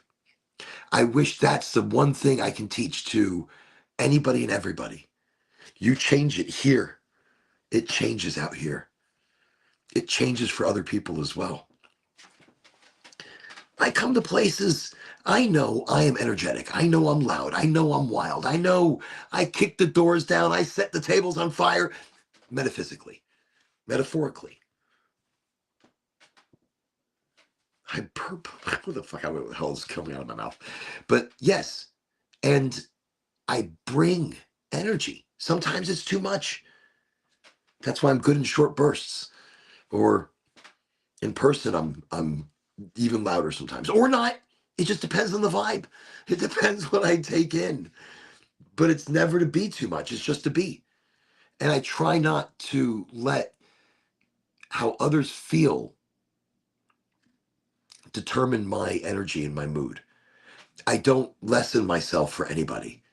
I don't shorten my energy or lessen my energy or lessen my want to be a man. Just whatever I'm gonna be. I'm not gonna be any less of me to make somebody comfortable. I did most of my life, and that wasn't me. There's an authenticity to me now. Look, if you like me, you like me. You don't, you don't. Like, either you love me or you hate me, and that's fine. And there really is no in between, and that's fine. I'm not everybody's cup of tea. Fine, it's okay. You know, like I even say here, if you're gonna follow me, fine. You'll find me on LinkedIn, Facebook, Twitchy Witchy, YouTuber, and my videos go back and show how I used to travel the country in an RV. My videos go back. There's some really funny ones. I don't know how to repost it. Snitches get stitches. I was a I was like a really bad acting cop, like or an FBI or something. I was just really bad at it. I was really bad. I was an extra in a film about Dee Snider. I was a photographer in his film about him in the court case. And then I was a guy crossing the street. My mom was in the film too. See, these are just things about me. I like thrift shopping. I don't like to buy new. I have a, I have a need and a want constantly in the back of my head for newer clothing, and I don't like to share it with my kids. They keep stealing it from me. Like today, I got home. One of the twins, he's wearing my shorts. He's wearing one of my Hawaiian shirts. I was like, oh, that's mine. He's like, really? I noticed it was really big on me. I'm like, oh. He's like, fine. Takes off the shirt. He goes, here's the shirt, Dad. You want the pants? I'm like, not now. But later is fine. He's like, okay. See you later. Took off my pants. I'm not going to see those pants ever again. And those were awesome shorts. Bengal tigers. And these are issues that I think in one reality of my life I would have gotten crazy upset about. And I remember I used to be a very angry early father about things or about just things that I don't know, possession, and you let go of possession, you no longer are angry. He's gonna steal my shorts, whatever. I'll steal them back sometime. I'm not angry. I really don't give a shit. I mean, I care and I don't, but now it's almost comical to me. Now it's almost, all right, I know he's going to do it. I'm just gonna go to his house and go through things and be like, oh my God, that's all my shirts. I've been looking for that one. So it's okay. He can't go far. Just let go. Nothing is worth anger. Nothing is worth the frustration. It's comical when you can see yourself from the outside and be like, okay, I got me. I'm, I'm fine. I'm okay. And that we need to laugh at ourselves. We need to lighten our own energy. Don't take yourself so seriously. Let it go. It's all floating around there. You're not forgetting your responsibilities. You're not forgetting your problems. You're not negating or neglecting anything. You are taking them all, putting them on the table, and just letting go. So you can breathe and you can think in the now. And whatever the now might be. It could be a book, it could be a movie, it could be a show, it could be a meal, it could be cooking that meal and eating that meal. It could be a conversation that you've been putting off. Whatever it is, it could be music. It could be 5 to 10 minutes of whatever. For me, it's driving. And the weirdest thing, when I drive, nope. Look, I used to love music when I drove. I used to not be able to get in the car and not have music. Like I'm in a car. There's got to be music. Why is there no music? Why don't we hear jamming tunes? We must have tunes. And then it always became about playlists, about getting in the car. So now you're getting in the car and now you got to have a playlist. Now you got to pre-think about getting in the freaking car. And now you got whatever. You can't pre-think a mood in the car. It just kind of happens. So now I get into the car and I drive alone a lot, most of the time, like 99.9% of the time. And no music, nothing, nothing, just the road. And it's like meditation. I think nothing. Like I blank out my mind. I know at first it was hard and I just drive. I mean, I drive and I hear directions. I'm like, yeah, oh God, I get that lane, great. And I'm paying attention. I'm clear. I'm not in la la land. I'm just not thinking about anything. I'm just driving. That's it. And sometimes I'll put talk radio on so I can hear talking and listen to opinions and people. But I put it really low because I just need something in the background. That's it. But I turn that off and it's silence. It's like a meditative clearing of the mind so that I can think fresh ideas and fresh moments because we get so cluttered that those spontaneous moments don't come to us. We get so cluttered with so much going on. We don't really have any time to just release all the shit. We don't have time to do it.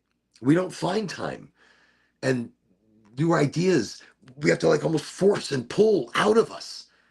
But we should be attaching ourselves to that alpha state. We should be attaching ourselves to that connected power that those ideas just pop, pop, pop, pop, pop, pop, pop. And that's why I'm just a popping machine of ideas. I think I'm like a 60-40, you know, with a 20% chance of an amazing idea. And I've got a few of them that are brewing right now that are kind of in manifestation, that are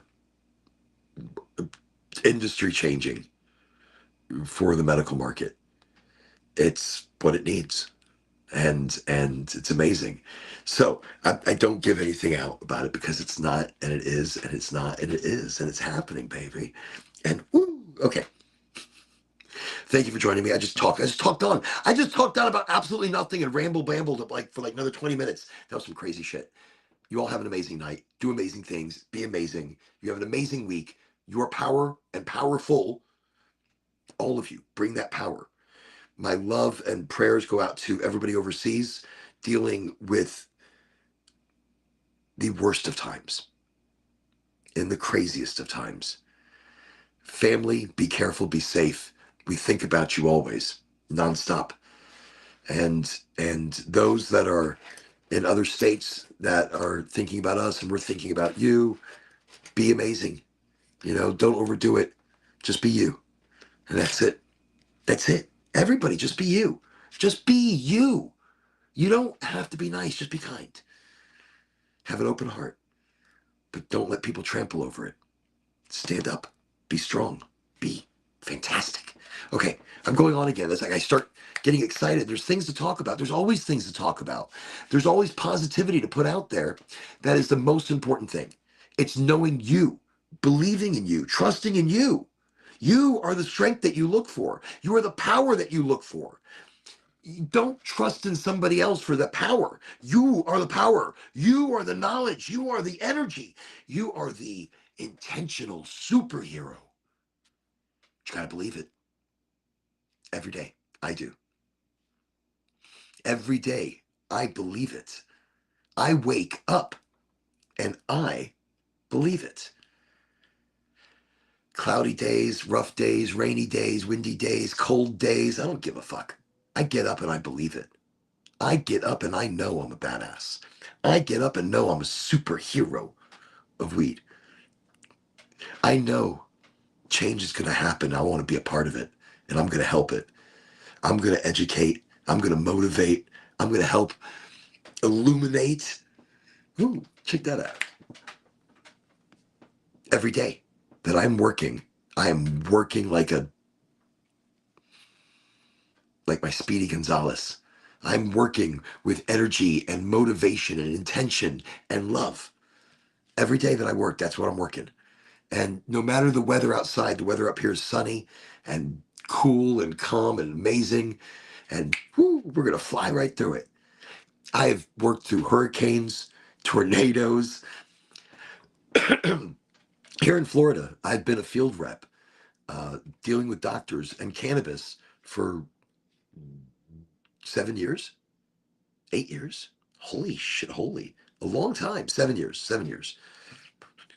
8 years, 7 years. What am I fucking going back and forth? It's like 7 or 8 years, whatever. Details, who gives a shit? And the weather has been frightful. It's been insane. It's been floods. It's been winds. It's been hurricanes and tornadoes. A freaking tornado went over the car. And it hit a Walgreens. That was in Pompano Beach. Yeah, I mean, the weather out here has been crazy. The flooding has been insane. And I've worked through every single part of it. And that to me has been part of the excitement of it. That to me has been part of what keeps the adventure going, is that no matter what the weather is, I'm doing it. And there's no excuses. There's no, because you can't do it differently. There's no making it up that day. There's doing it that day. Every day is that energy. But it's an adventure. It's fun. It's exciting. It's sunrises and sunsets. I'm out so early in the morning that I watch the sun come up. And some of the places and some of the sights that you see are so picturesque that you could never imagine it.